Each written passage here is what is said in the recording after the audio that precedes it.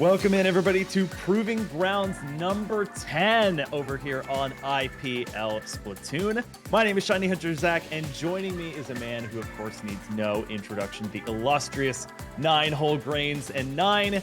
Not only do we have the pleasure of casting together for the 3rd week in a row, but we also have the pleasure, of casting a very interesting couple of teams here at the start of this particular Proving Grounds.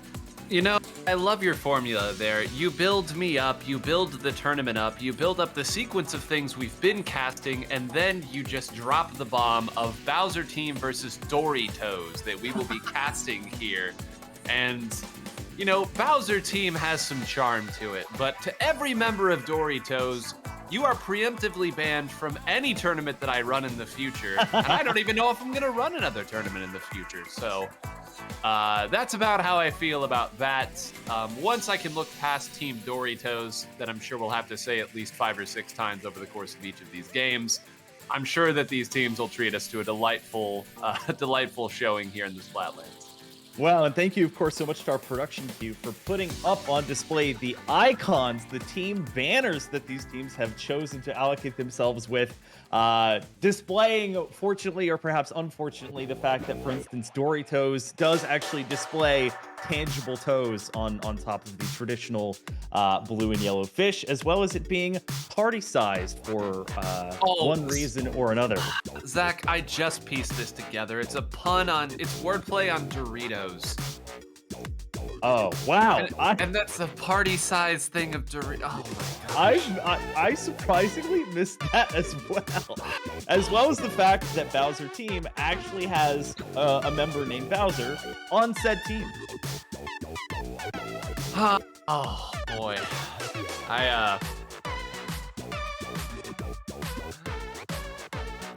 We're not on our game, all right? We've got to pull some things together. Hopefully some gameplay will get us back into the flow of things.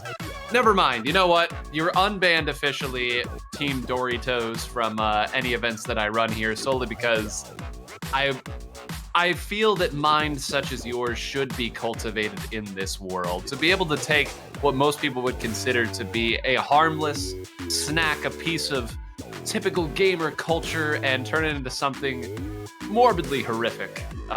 Minds like yours need to be cultivated. So never mind, they're back in the game. Well, 9, speaking of cultivation here, transitioning to the logistics of the tournament itself, this is a precursor, as it were, to an event that will be taking place tomorrow, partially on this channel and partially on 3 others, for the 2nd of the qualifiers for Ink TV's Resurgence League. And as such, they are using the map list for said tournament. So while they have, of course, maps and modes picked out, for instance, we'll be starting this match on Splat Zone's Flounder Heights, they will be working off of the maps and modes for those maps that are going to be available tomorrow. And since only 4 teams were able to qualify through those first qualifiers on April 1st, 9, this is going to be an important tune-up for several teams in this tournament who plan to participate. And we've had some teams as well that are participating today that were in the running last Saturday on April 1st. Certainly, our 2 seed in this event, Bet, our 5 seed in this Cherry Limeade, just a couple. You'll also notice a number of players sprinkled amongst these teams, some pickups that were on different teams in last week. So calling it a tune-up, I think, is very accurate, and it's a nice touch, a great touch that tonight's event does use the same map list, as you noted. If those of you in the audience did not watch last week's Resurgence League qualifier, first and foremost, you should watch tomorrow's Resurgence League qualifier, but you should also know this is a very tight map list. It's a very small map list, an intentional one.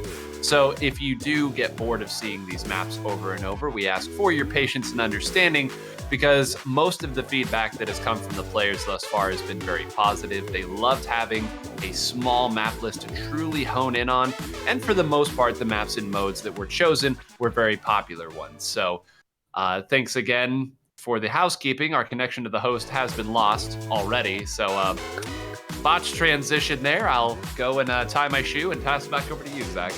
that does give us some time, though, and for myself to corroborate your claim that the smaller map list, and to give chat the idea of just what we're working with here. For each mode, between the 4 ranked modes that we have, there are only 3 maps available for a total of 12 different combinations. Now, that's, of course, not map exclusive. For instance, there is Splat Zones and Tower Control Mako Mart among the pools. Same thing with both Clam Blitz and Rainmaker Museum de Alfonsino.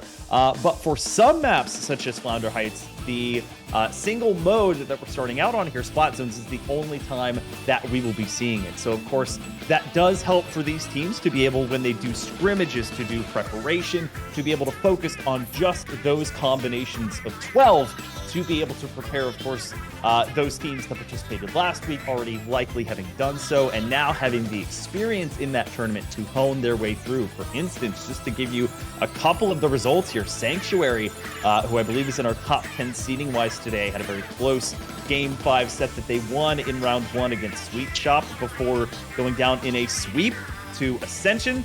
And likewise, our second overall seed, Bet, took down another team that's pretty highly seeded in this tournament here, Mictlan Heroes, that being a 3-1 set decision. Now, Mictlan Heroes is the 3 seed in this tournament, and Bet, who has a bye, one of only 2 teams, with Sonder being your number 1 overall seed, to get a bye, could set up a rematch, and yet again, a precursor for the events that will be taking place tomorrow. So as we get the room set up and everything, and as we look forward here, just to also explain a bit about the specifications of this tournament, we are starting with a single elimination. So that's why we're starting out with these best of 5s, is that any team that loses at this stage will be knocked out of the tournament. That'll whittle its way all the way down to a top 4, wherein the loser side of that part of the bracket will be best of 3. The remaining, to my knowledge, still best of 5 and still 9, using the map list that we have already laid out.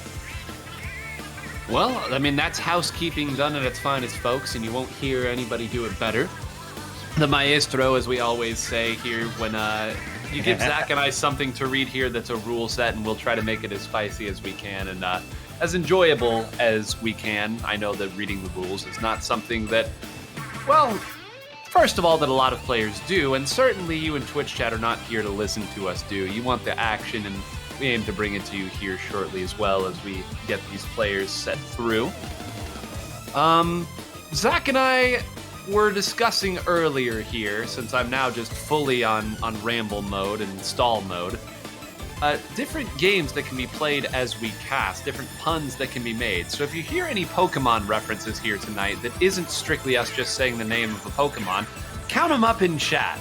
And whoever counts all of them up and can point them out afterwards, I'll give you a gifted sub here to this channel. How about that? That'll be my pledge to you. A little bit of interactivity with the audience at home. And yeah, I think that should get everybody paying close attention. A lovely kiss, as it were, from 9, but don't get confused. We are here for some commentary, as it were, and just to give this match in particular a little bit of higher stakes. As far as the bracket goes, taking on the number 2 overall seed, even if you win this match, is no easy feat. So with Bet or BET not having to duke it out in round 1, whichever team has the pleasure or displeasure, depending on how you want to look at it, to go up against them in round 2 will really have to be on their game, and hopefully for them, a decisive victory in this best of 5 would set them up well. Now, as we mentioned here, not really sure if these teams are set pieces or known together, or if they're pickups rather, but as we can see from the bracket here, there is no shortage of teams that are either no strangers to the Proving Ground series itself, or are themselves established teams. We've already mentioned teams like Cherry Limeade over in 5th. They currently have a 2-0 lead over the 28th seed Shark Reef. We also have another team that participated in the Resurgence qualifiers, number 1, that being the In Control Red Sun, who are currently tied 1-1 against Sunny Side Up, and some other teams as well that are more so not strangers to Proving Grounds, being teams like TatsuGAYri, who I don't think we've seen for a tournament or two, but are currently seeded, I believe that's 8th here in this tournament, up 1-0 over Hyper Sus. So take that name again for what you will. Very interesting to see Proving Grounds. And one of the things, Nine, that I love about this tournament series is that they would provide, based on the number of entrants, a variety of formats, which not only diversify the way the tournament itself is set up, but also give these teams, whether they are newly formed pickups, older teams, a chance to shine. And these types of events are, I would say, the lifeblood of any scene. The old, support your locals that is commonly tossed around when you're speaking about a city's scene and of a certain fighting game or something along those lines. Supporting your weeklies, or bi-weeklies in this case, it means that teams will continue to come back. Teams like to flock to good competition, and it's a great chance for these teams to, again, if they are set teams, or even if they're simply pickups, to cut their teeth against other teams that are planning and trying to beat them on a static map list. So it's great that you call that out, because the benefit of, and I can't even believe we're on 10, number 10 here for Proving Grounds, it seems like just yesterday it got announced, is that teams can battle it out once they get into the lobby and truly but slowly work their way up the ladder and up some apartments, as it were, as we move in here to Flounder Heights. And taking a look at the compositions, we are going to see a double sloshing machine composition, as well as an NZAP. And Nine, I know that you yourself have been checking up quite a bit on the Japanese scene and have noticed that the NZAP, the vanilla NZAP as it were, or the NZAP 85, I believe, has gotten a little bit of an uptick in popularity after initial thoughts that maybe the Tri-Slosher Nouveau would be the premier tactical weapon heading into this next meta. Yeah, for a lot of players, they've been spending the entirety of Splatoon 3 playing with shooter class weapons, and let's face it, the shooter class is very popular in every respect too. So for a lot of players, moving over to that and fitting the tacticalers in, especially with the rise of more and more players going back over to dualies for the time being, has given them a real opportunity to use that weapon and find different ways to make use of that tacticaler. So for the time being, it does appear as though the Tri-Slosher Nouveau side of it is going a little bit better, but certainly, I think that the developments of what tacticaler play looks like will be something to keep an eye on as the games continue to move forward. And it's going to be a Bound piloting that Tri-Slosher Nouveau to a double, including a splat on a crab tank. A common strategy for Defiant is waiting until they get a top high ground and hiding, either until they're in an advantageous position or until they can get behind over to where the pilot of said tank is and getting that splat, and they are past the halfway mark. They also have that heavy splat link as well. And on top of that, the Octobrush, who tried to use that Zipcaster earlier and this time around doesn't seem to need it in order to pick up some splats closer to the spawn area of Bowser Team. Yeah, things are going from bad to worse here. Bowser Team's going to have really one more opportunity to try to make a play at the zone, and they are going to throw a Booyah Bomb at it, but too many players left are going to paint right over the top of that Booyah Bomb. A very, very strong game one here from Doritos, and I think anytime that you have a full-on knockout on this stage, it means that the opposing team never really got to get into their set play. You simply attacked the right spots, broke things down before it could ever really get started.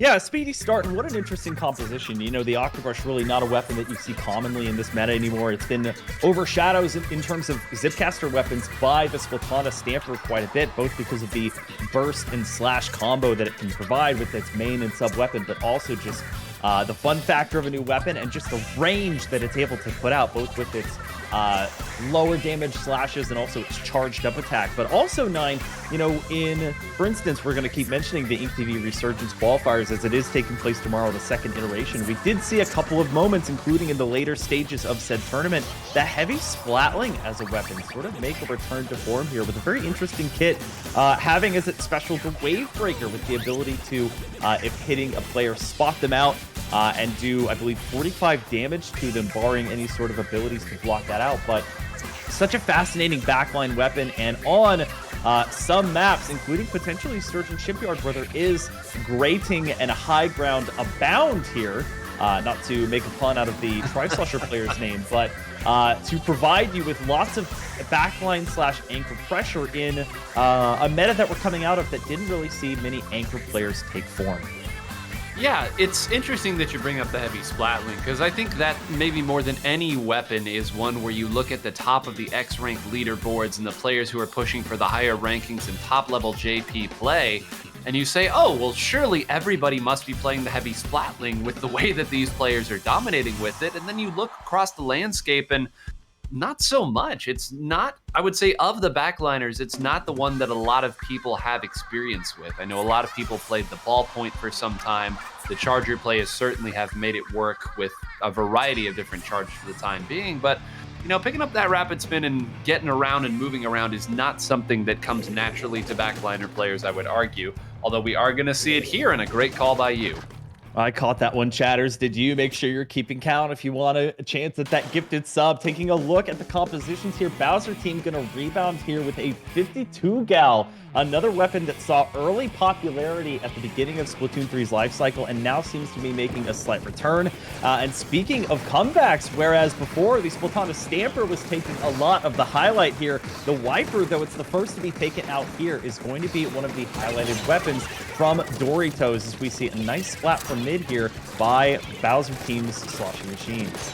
Yeah, great stuff already, and a great job moving forward in attack. Didn't quite see, although it appears that they did. I can never quite tell if the players are able to pick off where the stealth jump is coming from, but we're seeing a much, much different Bowser team this time as they're fighting through, and I think it again just goes to show how difficult it can be to play on a stage like Flounder Heights if you don't have a weapon pool with a lot of strong take-back specials. If you think that you are best set with something like a sloshing machine and a 52 gal, maybe not as great on a big stage, perfect when you're trying to attack the opponent.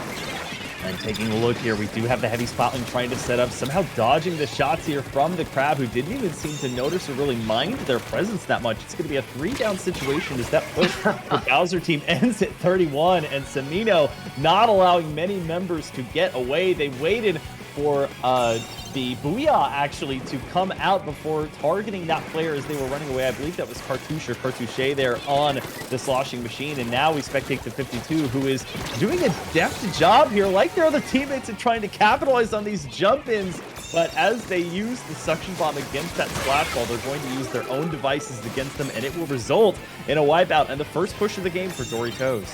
Yeah, and this is where things get scary. I like that Corona Beer here is opting to move and try to create some chaos to take some eyes away from the players who are moving up to get into this position. This is exactly where you want your Crab and another person to maybe support there. You can see already, Zach, the points have flown off the board here.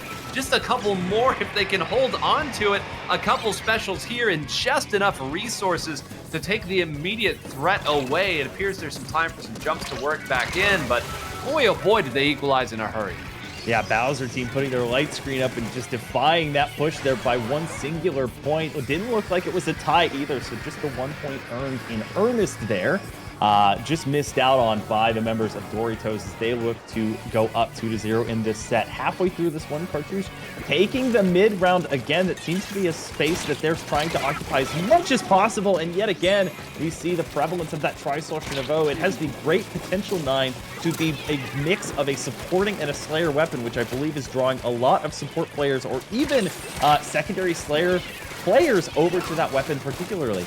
Certainly, and I think that it's another one of those weapons that a lot of people, whether they wanted to or not, probably have touched at some point over the course of this series' lifespan. And anytime, there's a lot to be said for a weapon that is easy for multiple players to pick up and play. I know some people may say that is a bad thing, but in the world of competitive Splatoon, if something is easy for you and your team to switch back on, it's going to do just fine. And with a wipeout there, it appears it's done just fine once again.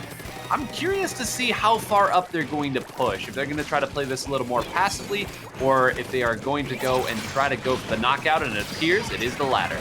Well, here's one weapon that we surprisingly haven't really talked about up to this point. It's the Splash-O-Matic. One team each piloting that in terms of trying to build up a crab tank, and it'll work slightly to their advantage, if for nothing else than to provide some pressure from afar. They use the 2v1 tactic there to take out the Octobus to provide a 2-down situation force against Doritos. Now it's going to be a 2v2 as Samino trying to hide behind that wall, and this Splash-O-Matic survivability currently off the charts, although they back up into that torpedo. All the while, Bowser team looking to extend upon their lead. They'll lose a couple of principal members in the Splatana Wiper, trying to use their super superior range, and they will, just barely taking out the already damaged Booyah Bomb attempt again by Cartouche. That will stop Bowser team from picking up any further progress, but some would say that even moving the tower further into the spawn area of Doritos is progress in and of itself.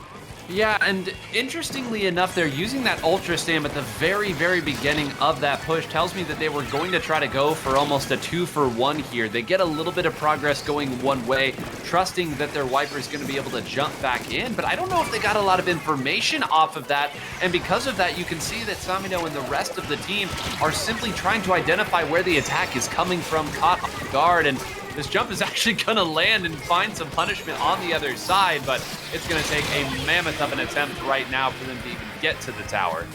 9, the Mind Reader, spotting out that strategy adeptly there. I love the use of the Killer Whale, spotting out the one member that was trapped behind, or under the bridge, rather. I think we see a double there from the Tri-Nouveau to end things off. And what on the scoreboard was a quite close matchup ends up going in favor of Bowser team, who seemed to be continuously pushing the members of Doritos back into their spawn. And it looks like we may, after all, have a pretty close set here in our first round of Proving Grounds 10. Isn't it beautiful when you have a game one that really sets the stage as a, wow, Doritos really seems to have something figured out here against the Bowser team, and Bowser team didn't have any real answers, and then we go to a close game two in Tower Control Sturgeon Shipyard, where the Bowser team really had their finger on the pulse for the bulk of it. We get set up for a great game three here in Museum d'Alfonsino, and folks, I hope you're quick-witted tonight. Zach snuck another reference in the middle of one of those pieces there. Zach called mine out, so it's only fair here as we get you all warmed up for the game. I have to call it out the other way too. So remember, folks, listen closely. Whoever correctly gets the number of references that Zach and I make to Pokemon tonight, I'll go ahead and gift a sub to. And if we get some ties, who knows? Maybe I'll figure it out then. Fair play, sir, as opposed to foul play. As we take a look going into game number 3, Rainmaker Museum d'Alfonsino. It's been quite an instrumental map, surprisingly. I think there were some mixed reactions to the map coming back into Splatoon 3, but I would argue particularly for the next two modes, actually, that we would be planning to see here, Rainmaker and Glam Blitz, that it's been quite a fun map to watch. Of course, you have that pedestal right up top of the ramp going on the right side of the map if you're attacking, all the way up to what is a relatively close dunking or KO spot for this map. It's rather linear in a way, because you go from a rather boxy neutral game into a rather sort of tight area broken apart by the triple weighted spinner there. Not even regarding the spinner that exists normally in mid, that some teams will try and jump off of over onto the opposing pedestal there to make the trip to that first checkpoint a little bit easier. 9, interested to see, based on the split of talents apparently that we've seen from both of these teams, how you think this one in game 3 might turn out.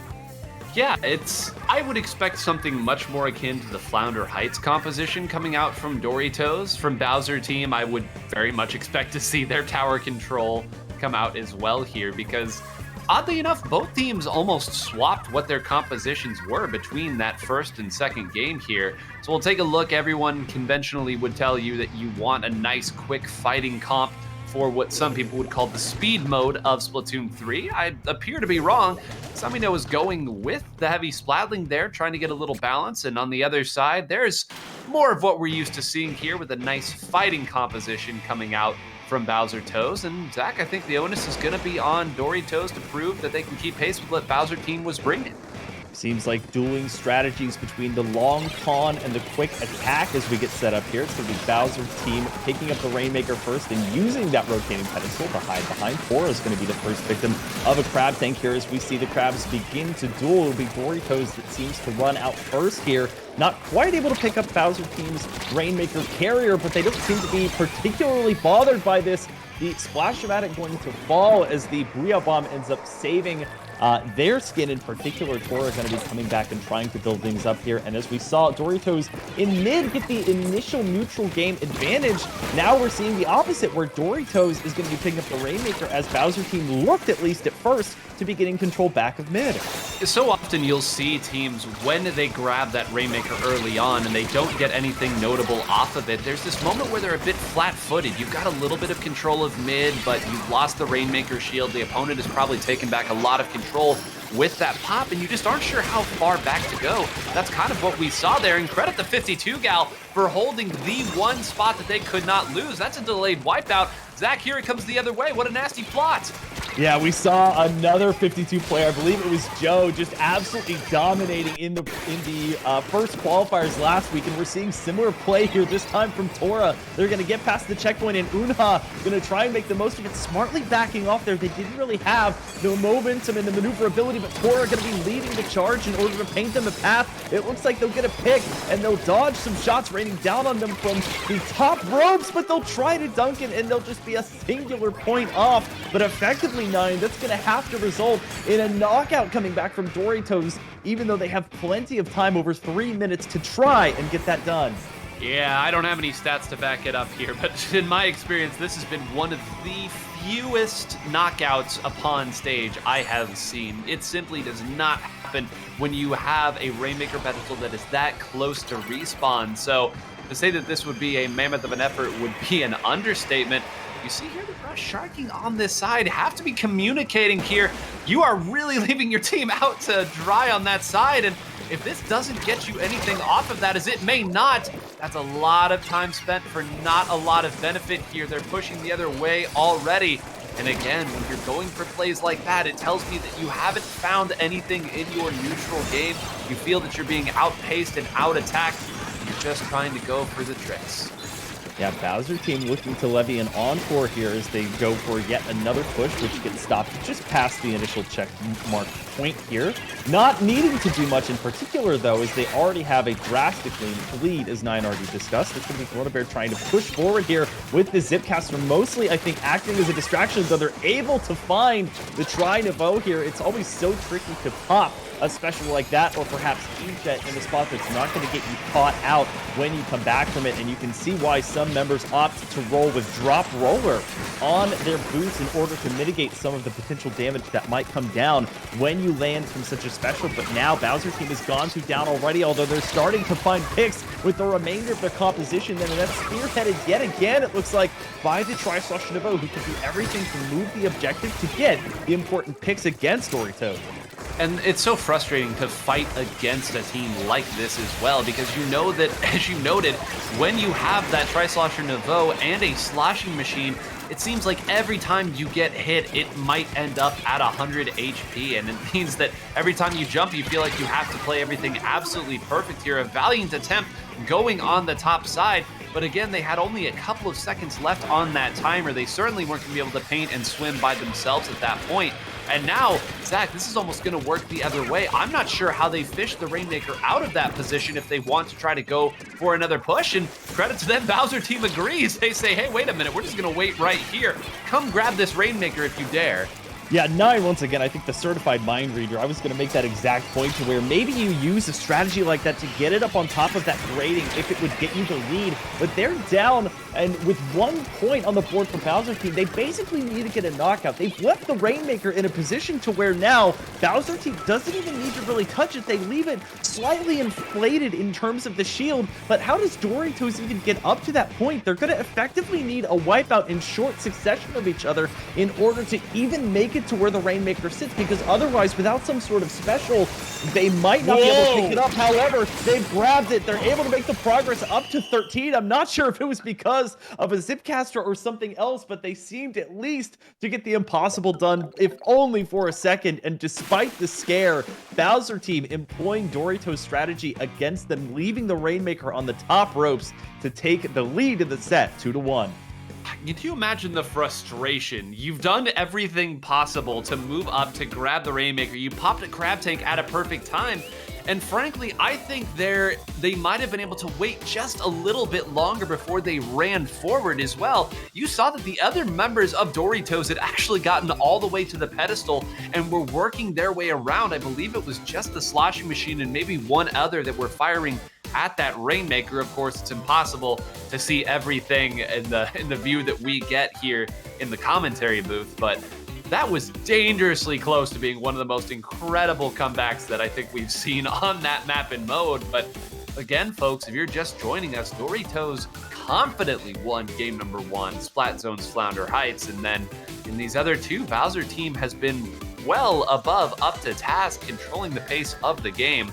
But Zach, we so often see here between two teams like this that seem to be able to trade back and forth as the mode dictates, Clan Blitz does tend to go to the Splat Zones team, and if they win that, they will be rewarded with a Game 5 on Splat Zones. Well, close perhaps maybe being a great mantra for this set in general, because for the rest of the tournament, there's only one other match that has yet to conclude here in round number 1, that being between the 13th seeded Twilight's Cruzada and the 20th seeded Velocity, with the former being up 2-1 and the winner taking on our number 4 overall seed BackpackingBen, who was able to sweep through Blue Cow. However, returning to this set here, if Doritos is going to want to come back and sort of reclaim some of that former glory that they were able to in Flounder Heights, it's going to have to be another emphatic victory. I don't think these marathons or slogs are really befitting for them as a team, and sometimes Clan Blitz can allocate that type of play style to your advantage. You don't really have that long of a way to go from mid itself over to where that barricade is. The tricky part is getting back from spawn, because that ride all the way down and up that ramp and back into mid is where the length of that trek becomes truly terrible. Taking a look here at the comp, Semino has gone with the tried and true backliner flex pick, which is, we'll just go back to the old Splash-O-Matic here. Why not? You've seen everybody from .Q on the big stage to Semino here in Proving Grounds, and you'll see a lot more players do it here. Listen, folks, the weapon does it all. You know it by now, and if you feel like you aren't being able to contribute with your team, or to your team, rather, this is a great way to go about it here. Moving up, trying to attack, and maybe running back here quickly. This crab tank may be a key defensive piece here. Pops it right now and trying to alleviate the pressure here on one side. Not sure where to fire. Does a pretty good job here, Zach. I think that was getting dangerous for a moment. Yeah, speaking briefly about Splash-O-Matic, it seems like in the couple of tournaments we've seen in the new meta, the teams are sort of allocating themselves more to that two Splash-O-Matic style, but in that one is the vanilla Splash and one that's more of a support style is going to be that Neo Splash-O-Matic that has the triple ink strike, as we see the first top of that barrier go for Doritos. They're going to attempt to take out, I believe, the 52 there with the throw of that hammer. They will save themselves with an assist from the crab tank and will sit behind this splash wall, which is actually absorbing quite a bit of damage, but not enough, as they're being hit by both the Fizzy Bomb and, of course, this crab tank, which has gotten on the high ground. It will finish off the member of Doritos that was carrying that power slam and will stop that push just at 80. So just a little tick there on the scoreboard. Little tick, and it appears that they've opted to leave a couple of their players in middle to try and break up a push here. You so often see it where a team will, understand that the push is about to go against them, try to have somebody shark around and maybe attack whoever the objective carrier is, or at least slow it down somewhat. It appears that may have been the right choice here. I think there was some room for a lot more points to come off. If they get out of this with only 74 on the opponent's scoreboard, they'll be okay. And more so if Corona Beer can collect the third, is not able to. Will Tora be able to escape? No. And now, the map goes very quickly here. You know that means the specials are going to be online. A crab tank sitting at top mid is going to have great sight, and sure enough, firing it away. They can collect some clamps here. There is a path to the basket, and it's only going to take one power clamp for them to take lead back. Yeah, those that have been clamoring for changes to take place to the crab, I think, are still sort of looking at the range of this weapon and saying, how is it able to do this and make such an impact with this special when relatively few can even reach that amount? Of course, the Killer Whale being one of those. The Tactical, of course, if you can apply it to your teammates, also being a pretty helpful special to provide, and that's why these teams, in part, are bringing things like the Tri-Slosher Nouveau or even the NZAP that I believe we saw in Game 1. Nice double there as well, in part made by the Ultra Stamp, as we see more points getting ticked away for Bowser team here, extending their lead up to 67, and a similarly small penalty of just 10, which just half of a Power Clam will strip away. And as we are past the halfway mark now, Doritos finally with their best chance, it seems like, of the game to push forward here with 15 total clams at their disposal. Yeah, but you can already see 3 down. This is almost a total rerun of how that last push ended up going, Zach. They worked their way back to middle, but either because they couldn't quite identify where the members of Bowser team were coming out of spawn from, or whatever the confusion may have been, you saw that other members were able to slip through and attack them and not let them go. It seems like every time they try to go forward, they get attacked and they can't make anything start. So we'll see here again, the Crab Tank forcibly being used on the defensive side, and what was a very close game to this point is now in danger of breaking open in a major way. Almost a knockout here, just a few more. Ximeno finally going through and breaking out the team by force, but still a lot of purple ink left on this map, and that means they're gonna have to clean it up before they can move forward. Yeah, gotta give credit to the tracking there of Ximeno. You know, what separates a weapon that is so meta and the players that are gonna be adept at it, whether they're off-rolling, quote-unquote, or not, is gonna be the ability to hit those key shots, and tracking them through the air is a key component of that, even with a weapon that has a relatively straight and minimal shot deviation. But now we're seeing what could be the final push here from Bowser team. They get rid of 20 points off of their marker here, and they have another 9 clams to go. They're gonna opt to put them in one by one. They have 1 held, but they need 2 more in order to finish this one off. And Doritos throwing everything in the kitchen sink at this because they have to in order to keep their tournament hopes alive, with this being a single elimination format. They'll do just that in holding them, but their own lead needs to sort of hinge on this push right here. And this is where not having a lot of range could really, really come and hurt them here. They're going to be able to use their range specials, but you saw that the jump in was not able to get anything cleared out.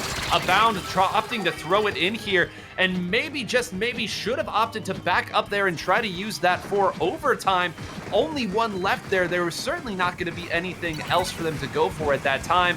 Corona Beer ends up going down here, and with no clams to speak of, that will be a 3-1 victory for the Bowser team.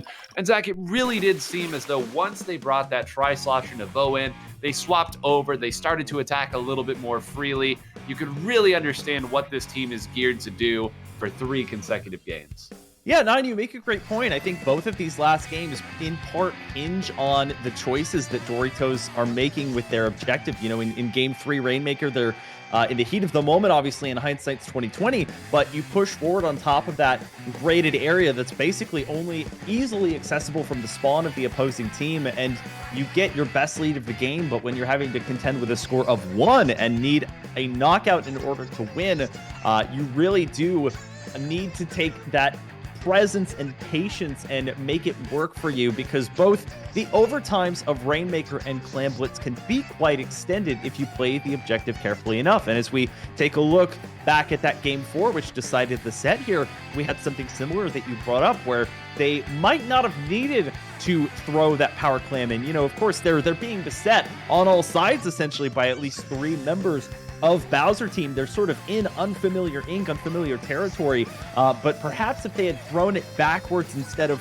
up into that barricade, could they have saved that Power Clam? Could they have used it as bait, and maybe their superior map control in mid to sort of get a pick or 2 around where that Power Clam lies before attempting to pick it up? And if you again are dealing with such a far along objective count or point from the opposing team, that may be your only option going for a high risk, high reward play. So regardless, Bowser team taking 3 straight here after dropping the first one to Doritos will be knocking them out of the tournament. And as previously mentioned, we'll be taking on our number 2 overall seed, Bet or BET. Taking a look as well here at the rest of our bracket. Only 1 real upset in terms of seeding, and it is not an insignificant one. The number 6 overall seed Prelude dropping their set 3-1 versus new Super Heavens Reflection U, who will move on to take on the number 11 seed Wipeout Punks.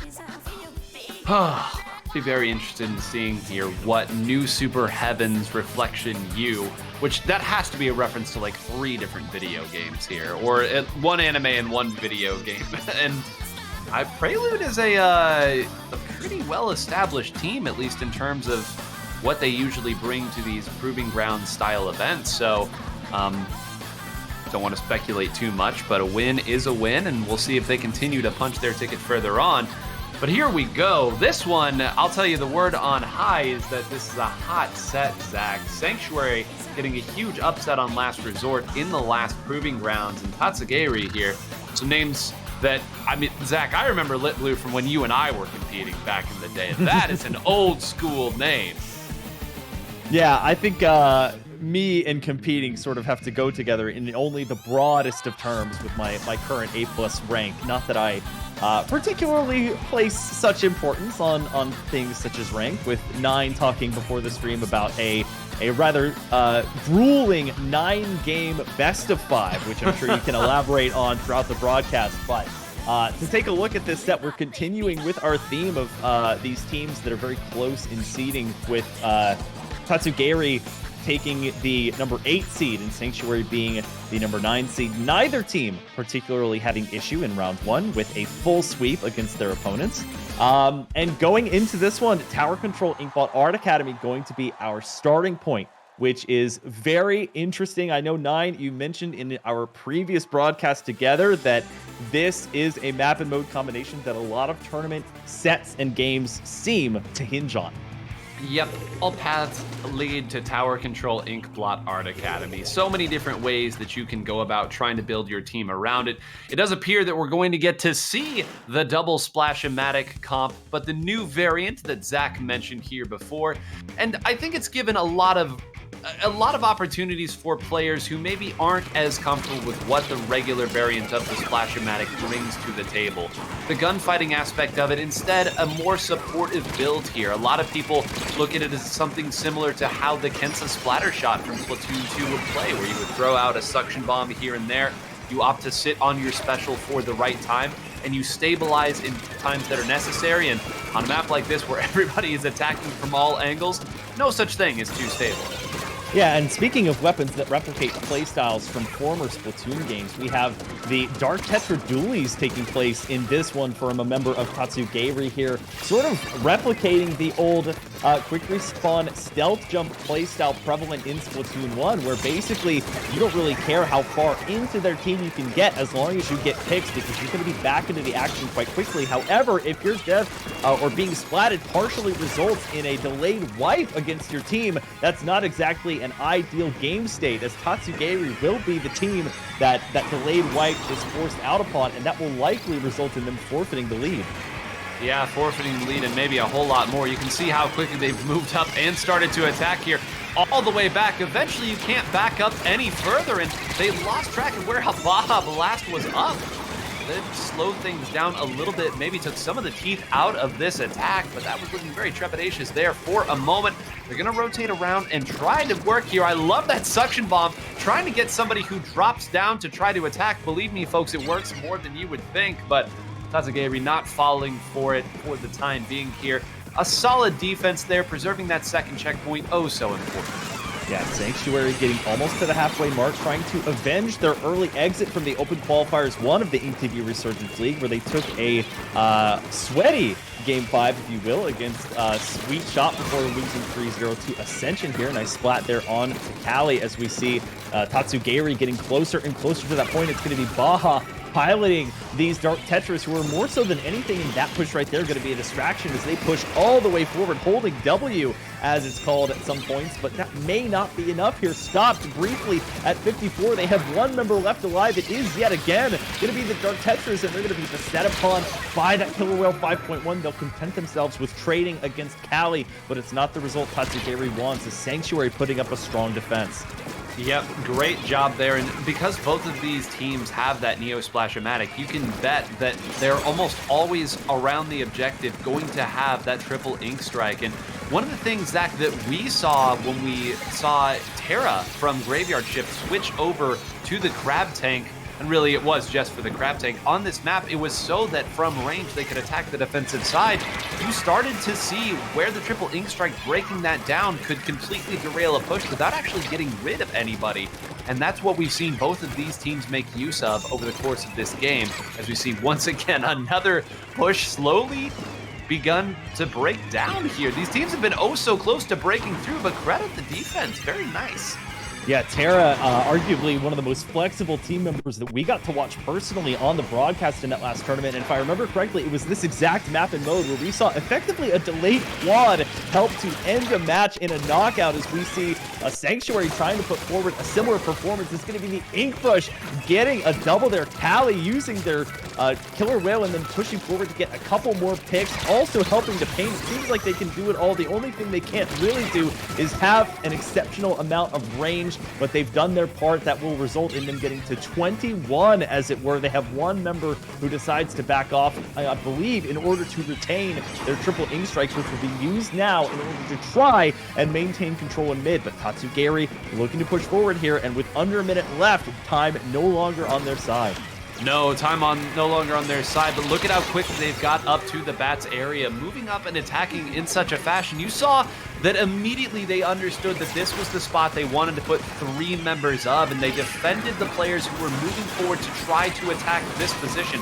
If this Crab Tank is able to find some value, they'll be in a great position, and with 3 down, they got some of that and more. The last member is Joshi back there, and one of those burst bombs most certainly connected. They know exactly where that last player is. But it appears through all of it, the triple ink strike got them off the tower long enough.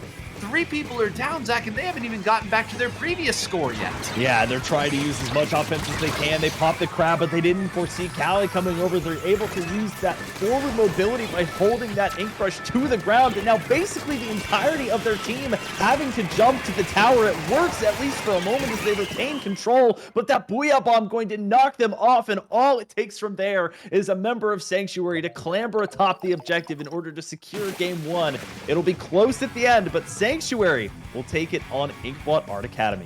Is there a better helping hand than the GG Booyah? I mean, it's wonderful here how, as much as we will try to talk about the way that these teams will move and attack, as long as you enter the last 10 seconds of the game and the opponent hasn't broken through the checkpoint, you throw the Booyah Bomb there, you have at least one other member remotely close to it, and you can start thinking about the next game. And I wish that we could have gone back and seen there what slowed down that initial push when 3 members went down. We talked about how wonderful it was that TatsuGAYri immediately went up the Bats area. They used their sloshing machine to put some fire up on the defenders there while they slid their Tetradualies up there on that side, with the 3rd member defending the Tetradualies as they worked up. That's exactly how you would draw it up.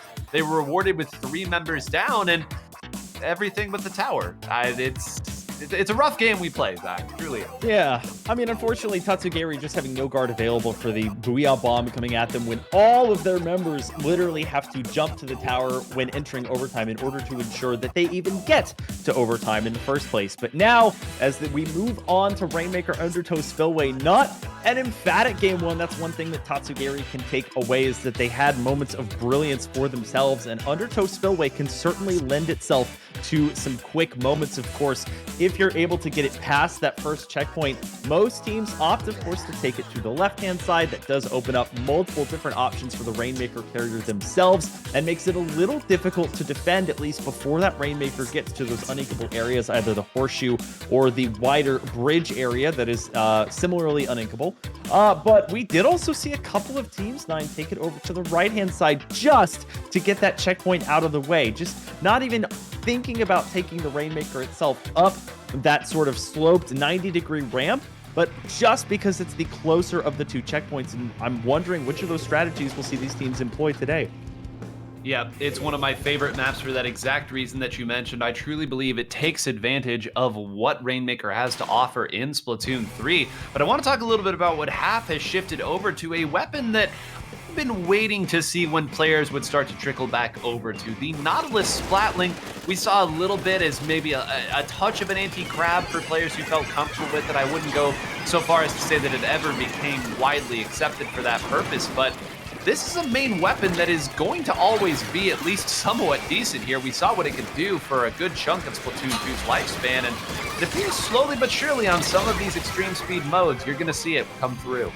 Yeah, it's going to be a 3-down situation, forced against Sanctuary as they're not able to take the Rainmaker itself that far. But speaking of rain, it doesn't take a rain dance for the member using the Nautilus here to place it down in the middle of the map. Not only does it generate that passive turf for your team, but also we saw similar effectiveness in the PAX tournament when Ice swapped over to the Custom Jet, similarly having the Inkstorm and using it specifically on Rainmaker in order to deter members from getting closer to that pedestal. When you have a slightly boxed in or tighter hallway, sort of like we have here on Undertow Spillway, it can really be a secret formula to success, as TatsuGAYri is not only able to take the lead, but push it just to right in front of that first checkpoint.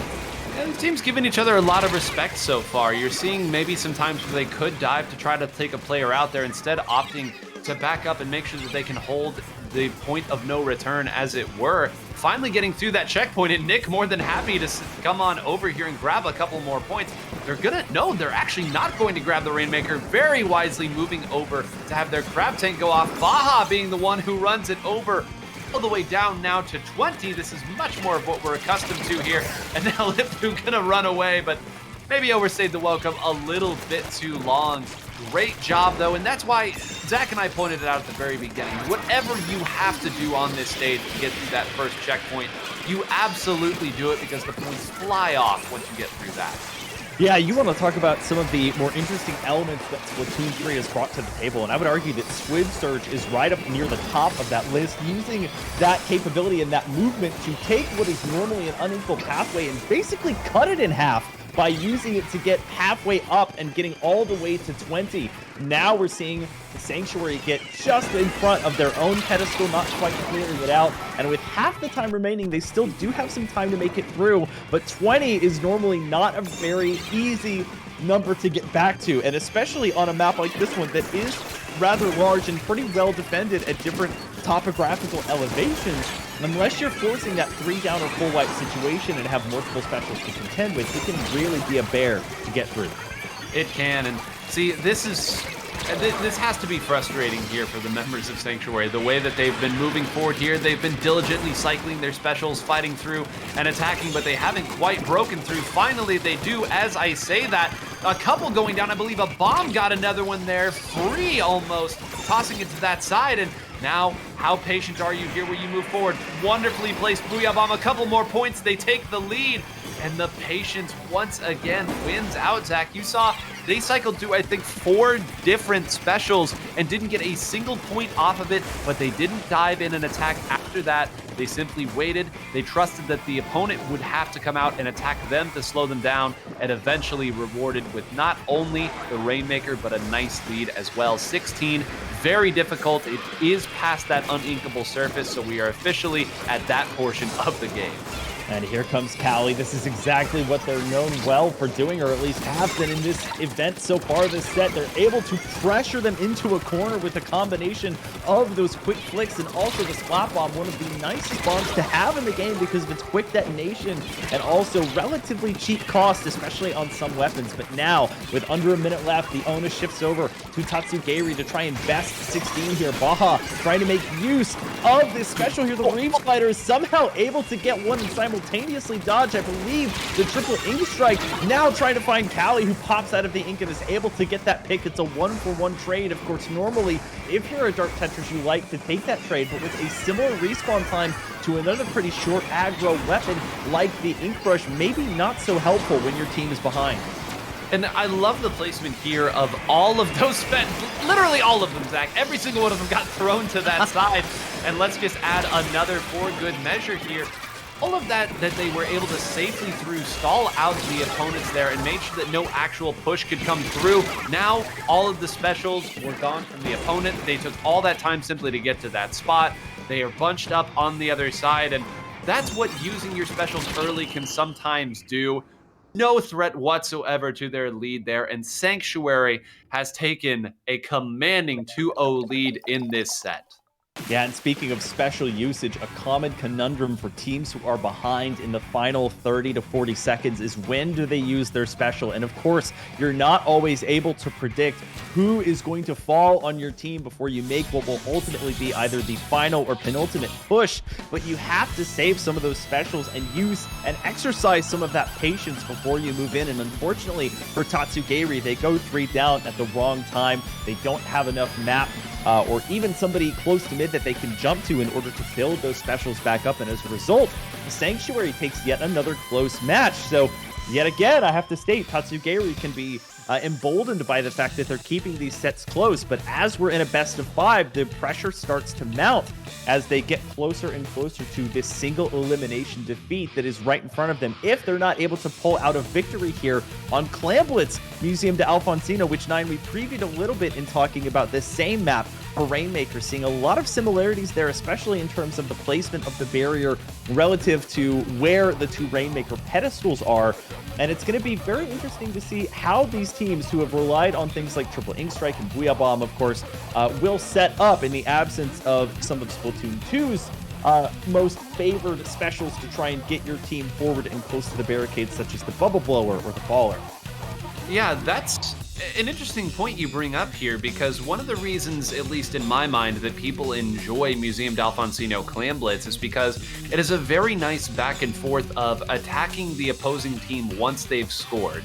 I think oftentimes, especially against these high-level teams, it feels as though once a team breaks all the way through, gets a 2 or 3 down situation, and earns the opportunity to score some points, the team that's coming out of spawn has no real avenue to combat them, and it solely is almost on the attacking team to make a mistake, and that's really the only thing that stops the push. This has a much more natural back and forth because of the different elevation. You can go over to the left side and over to the right side, safely fire down upon the opposing team as they score. But on the other coin, or on the other side of the coin, you have a lot of almost cheeky little ways from lower elevation that you can toss a couple more clams in to keep the basket open. And that sort of counterplay is something that I think is missing in a lot of Clamblitz maps, seen in spades on this map, and it's one of the reasons it's so beloved.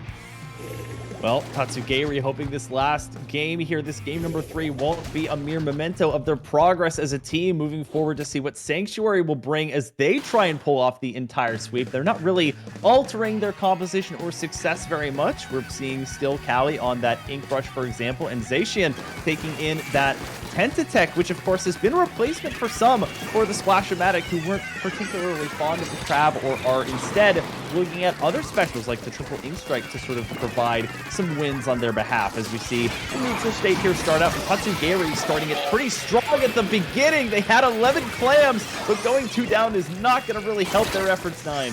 And 2 down to a bomb as well. In the last game, I made a joke about you throw a bomb out and you get somebody. It almost feels like a free splat that you didn't really have to work that hard for. Getting 2 in that scenario, all the better here. The momentum of this game has entirely shifted. And again, credit the members of TatsuGAYri as they've done so often for at least keeping this under control. And if they're able to go and crash upon this splashing machine, and they might actually have the opportunity to make the first push. The last member is going to have to run away. Another one tries to go to mid and is going to get punished as well. So my oh my, fireworks aplenty here at the start of this one. Yeah, and if you're keeping count here, that was 18 total clams compared to 3 that TatsuGAYri had at their disposal. They're going to get the first pop of the barricade here, and unfortunately for this member holding the Trizuka, Nick is not going to be able to really get away or use any sort of mobility while holding such a large special weapon here. Instead, it's going to be Sanctuary holding out, only allowing the first break from that power clam and using a Booyah Bomb to try and force back said members of TatsuGAYri. Now it's going to be Zacian having to dodge out of the way of that Reef Slider, which again is a nice movement tool to have. You don't really look at it as an offensive option at the higher levels, but when you're flying as fast as a member like Baja is with their weapon, you really need every piece of mobility that you can allocate to yourself. Absolutely. In times like these, it's so important to have a calm mind when you're moving so quickly. Sometimes you think you just move forward and attack as well, but you have to remember that the rest of your team needs to at least be within striking distance of what it is you can do.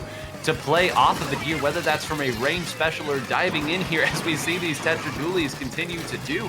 But it's because there's those slight missteps here and the slight separation that there hasn't been any sustainability to these pushes. And credit to Sanctuary once again, they've managed to keep this to a one-score game using subs all around, and a miss there from the Power Clam is going to turn this the other way. Limeade, the last one, that is a wipeout. Zach, that map is already pretty yellow. The threat is now on their doorstep.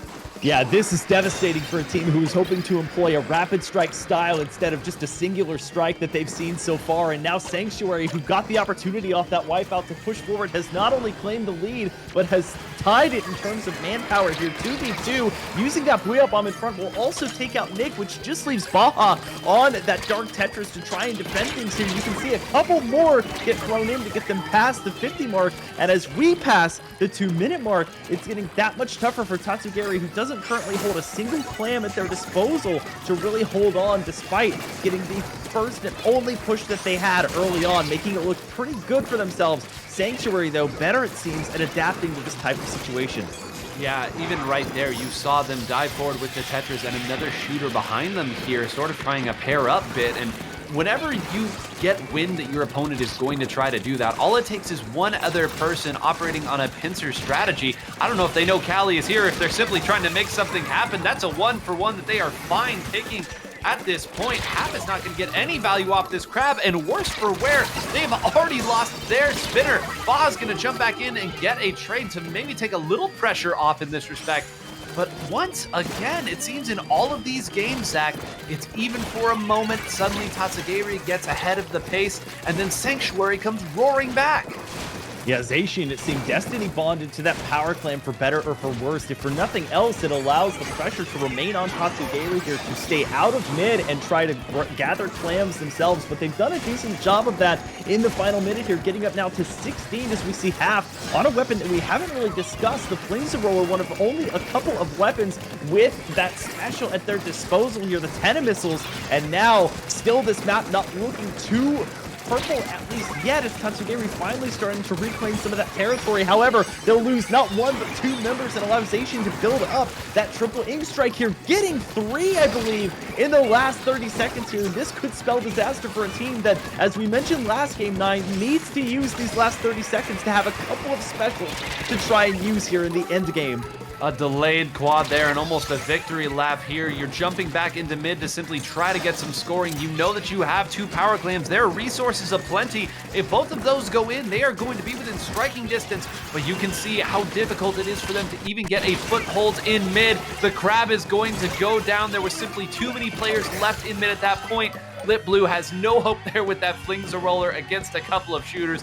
They will watch gainfully over those last 2 power clams as Sanctuary takes a 3-0 set victory. And we said it, Zach, every one of those games for the first half, you could argue would go either way.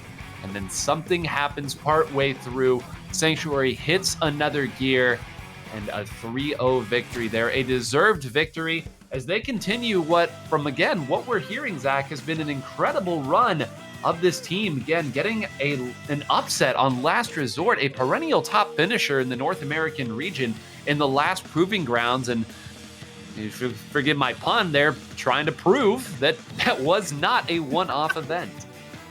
Yeah, Callie, the last surviving member there at the end, is 7 out of 8 Octolings and Inklings going down there, but not needing a revival blessing in order to bring their team back as they take the full sweep over TatsuGAYri in yet again another match that I think doesn't fully get displayed on the scoreboard here. One that you like to look at and take both the good and the bad out if you're a team like TatsuGAYri. Some great performances there, I think. Similarly to the last set we saw, I think some discipline for the objective, always helpful, and just some of those team fights and individual 1v1s not going their way. I know Baha trying to replicate some success that we saw previously from players like Orion last week use on that weapon, but just not coming to their effect here. As Sanctuary will move on to take on the #1 overall seed in the tournament, Sonder, who handily defeated the number 16 seed Frostbite in Sonder's first game of the tournament, being one of 2 teams to get a bye in the first round. And Taking a look at the bracket as well here, it looks like we see at least one other upset besides TatsuGAYri, who took out number 8 TatsuGAYri as they were the number 9 seed. It seems that in control Red Sun, yet another team who participated in the InkTV Resurgence League Open Qualifiers number 1 and lost to Squidding Good 3-0 in round 2 before trying to make top cut here, will defeat Mischiefs, the number 7 seed, in a sweep to potentially take on either Bet or Bowser Team. Of course, Bowser Team having a pretty tough time of it against a team that is so highly seeded here, but we did get to see them on stream and show their prowess and resilience against DORY, who did take game 1 off of them. So very strong performance there. And 9, this tournament, of course, shaking out to be a very, very nice prelude to the action that will happen tomorrow. Love usage of that, and maybe even tossing it over to me to once again remind everybody that Prelude, our number 6 seed, went down in round 1. It's rough stuff, truly, but for those of you who are just joining us here, you may see here on the bracket on your screen, round 4 and finals being grayed out. The 4 teams that make it to that portion move on to a double elim bracket with just the 4 of them here. It's a nice way for the top teams to get extra practice against one another here, and for you all to get even more games, and you'll have a lovely pair of commentators that will be on for that portion of the show as well. We'll, of course, introduce them when the time has come. It was revealed in tweet. It's not a secret or anything, but a couple of lovely casters here. I'm intrigued here, Zach. BackpackingBen versus Twilight's Cruzada there. BackpackingBen is it's certainly, from what I have gathered here, a pickup of a number of strong players that play on a couple of different teams. And when I was looking through the rosters, that was one that caught my eye. Pelu, a member of Nightmare, or at least was a member of Nightmare for that last incredible run that they made. Storm with the question mark. There's like 10 Storms out there, but anybody with the name Storm, you can bet, probably played in that event. Even ironically enough, the one that is Arashi, the Japanese pronunciation of Storm, was the one that was not competing there. So ToyaBen, another player who has competed in a number of top events. So certainly strong there. Them versus Cherry Limeade, I think, is going to be a really intriguing set should they continue on and get that last win over Twilight's Cruzada. Yeah, and as you mentioned, taking a look at their roster, you have folks like ToyaBen, Seb, Storm, and Pelu helping to make up BackpackingBen, earning them the number 4 overall seed, but having dropped a game to that number 13 team, Twilight's Cruzada. And to bring your attention to another very close set, if you take a look at the bottom portion of your bracket for round 2, we have a game 5 out of 5 scenario between one of the only teams in fact, I think the only team in round 1 to pull off an upset, that being the team that defeated Prelude, their full name being New Super Heavens Reflection U. Currently tied at 2 versus the number 11 seed Wipeout Punks, who earned a sweep themselves in their first match against I Heart Loud.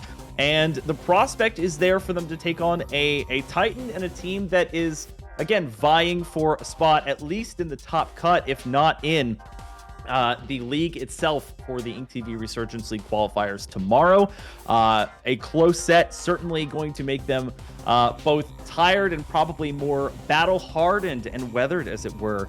Not to dramatize a round 2 matchup like that, but I do believe that these close sets are quite important, playing teams that are close to your skill level and improving both the mental state of your team if you're able to pull off victories in those stressful and pressurized scenarios. But would love to see those upsets continue on. As I mentioned previously, we've already seen one this round as In Control Red Sun and TatsuGAYri taking down their higher seeded opponents. But some lovely potential matchups. You mentioned 9 BackpackingBen. Would love to see them as a pickup go up against a team that's been around for a long time now, which is Cherry Limeade, also a team that participated in and did not have optimal results in the Open Qualifiers number 1.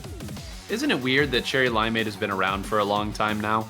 It's in our world, folks, you gotta understand, Zach and I have been around the block more than a few times here. We have seen the members of Cherry Limeades on a number of different teams over time, and now, you're right, Zach, it's been a couple of years now that Cherry Limeade has been together, and I know In Control Red Sun, another team that has been together for quite some time, and Bet, a team that played together a long time ago, 2019, 2020, that team was doing it, went their separate ways and have now reformed. So you brought up a good point, and it sort of hits on something that we had discussed a bit earlier in the cast with all of these game fives that we're running into, and even just gathering all these teams together and putting them in a bracket and assigning some sort of superficial value to it.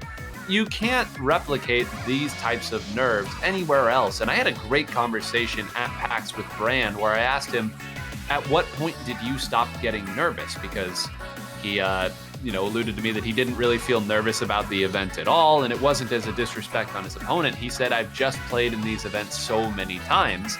And we talked a little bit about just how many tournaments he has played in over time. And for year after year, team after team, win, lose, or draw, eventually the only way that you can play your best in events like these is when this just becomes standard for you. And it's great, again, to see these teams. I believe Popgun said in the back channel here that New Super Heavens Reflection U is actually a low ink team. So to get a win on to Prelude and here a great Game 5 set with Wipeout Punks, which is another consistent team that's been coming to these events, this is an invaluable experience that no scrim is going to be able to give them.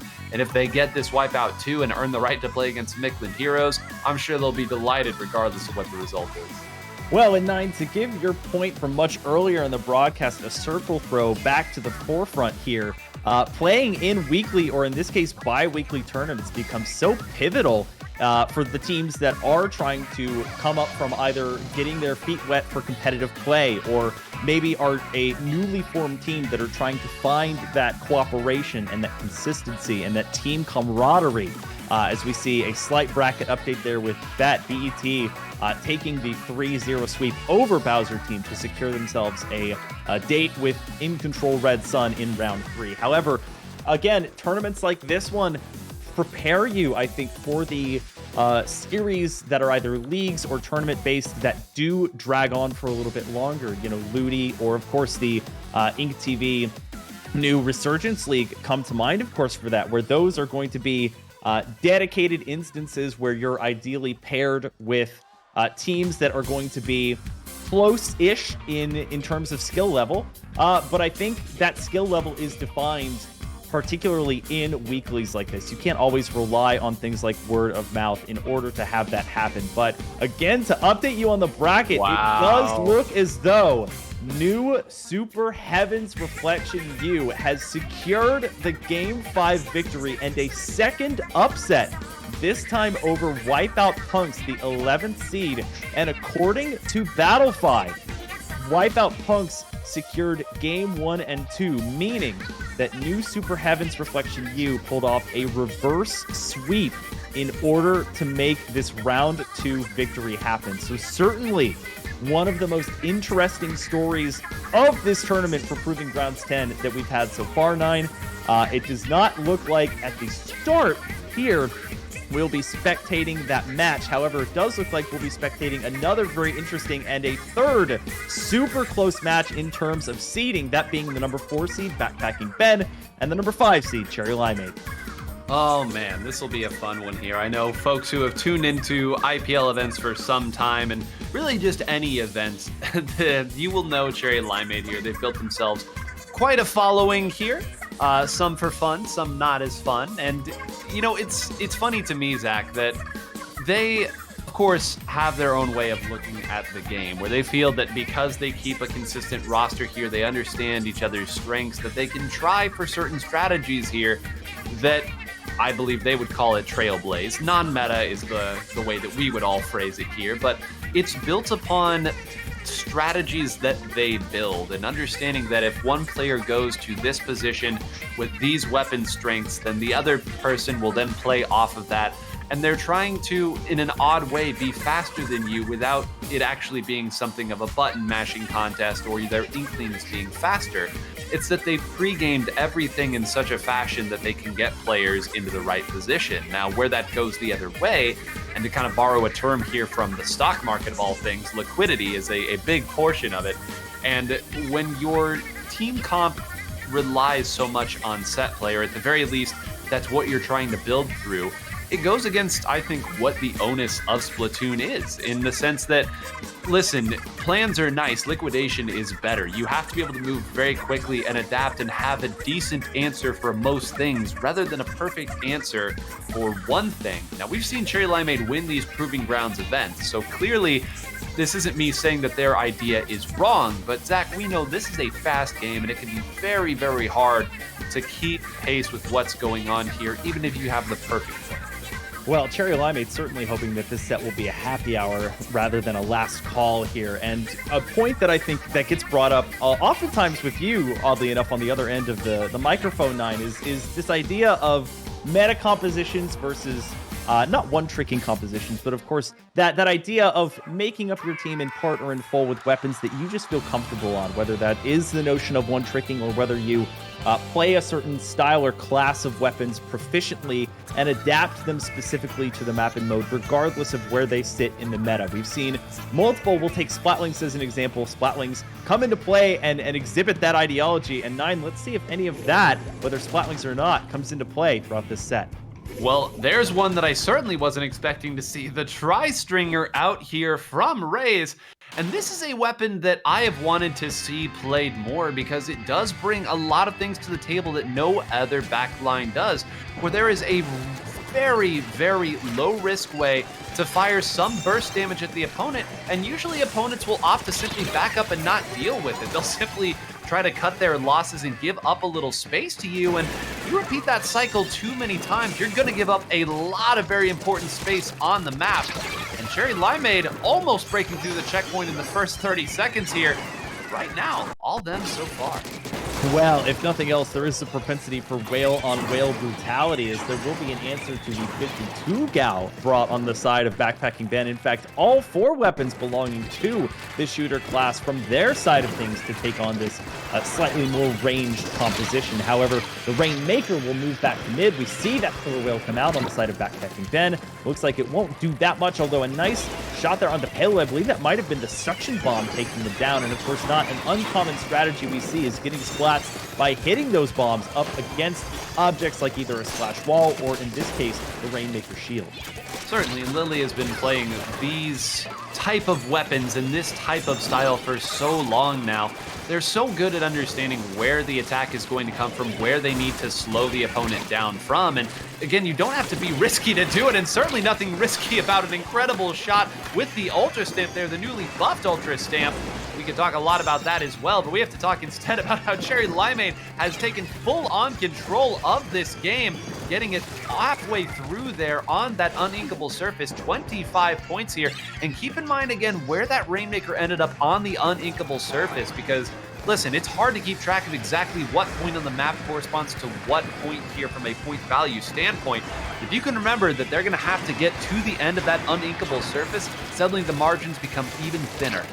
Yeah, it did not take a squid search there to get up to the 25 mark, although may have helped them get slightly further here. However, we're seeing some splats go the other way here as BackpackingBen able to pick off a couple members, including the Tri-Slosher as well as that Splatana Wiper, but they still have the presence of that long-range and Tri-Stringer to worry about as they look to go all the way to the left-hand side checkpoint here. They get the picks required. It looks like they get one behind the Rainmaker pedestal, but have to still contend with the special coming out this time being the triple ink strike. Do they have the maneuverability? They don't quite, as it looks like just on top of that horseshoe grating, they're able to take the Rainmaker carrier down, but they maintain a good bit of the map control there, and it's ToyleBen leading the charge here, using this weapon here. I believe that's the Tenatech to push forward and get some early picks. Now it's just requiring going forward from the checkpoint that they've already gained. They also have Zeftis on this Trizuka. Can they take out anything? The pressure, at least from the Tri-Stringer, would go down, but they just barely lose out on the Rainmaker, stopped at 35, and with just one member left alive, it seems like that push, at least for the moment, will come to an end. Yep, and the only play left to be made there from Cherry Limeade was Crim doing exactly that, taking a dive down there with the Wiper. One slash was all they had time for, and it connected there. Incredible play from ToyleBen to get them that far, but only 35, not enough. This is a very risky position to use this Trizuka, and thankfully Pelu was there for a little extra protection, and now 2 for 1. Raze is going to run this forward here just to slow down the momentum of BackpackingBen. They're going to have to track down Crim here, clear it out very quickly. Nicely done. So you can see that BackpackingBen has figured out again how they want to attack and defend what Cherry Limeade is doing. The only problem, they don't have the lead. Yeah, seems like they're adept at both the hit scan and the projectile aspect of their gameplay between the TatsuGAYri and, of course, the main weapon itself here. And now Septus will opt to be the Rainmaker carrier once again as they've succeeded in garnering yet another 2 picks yet again against the Tri-Nouveau as well as that Splatana Wiper. So you're missing that in-front aggression that you would normally want. You now just have your Tri-Stringer, the Long Ranger, who's gone down, and Lily, who also falls at being the support player. So now, are they able to extend any further? They're able to get that lead at 22, but now finally some resistance from Cherry Limeade here as their bucket is able to come back from spawn. The difficulty will be in getting ToyObin out, and they will with the exceeding range there from Krim on that Splatana Wiper, but with 30 seconds left, that is a blow to Cherry Limeade they did not want to have to suffer with such map control belonging to BackpackingBen in mid. And I mean, Pelu may have just gotten 5 different people with that crab tank, which is pretty remarkable given that there's only 4 players on the map at one time. Krim is going to go down there to the Rainmaker Shield Explosion, the strongest weapon in the game. At this point, they're jockeying for position around the Rainmaker. Not a lot to be done here. Pika goes down, and that might be the end of the game here.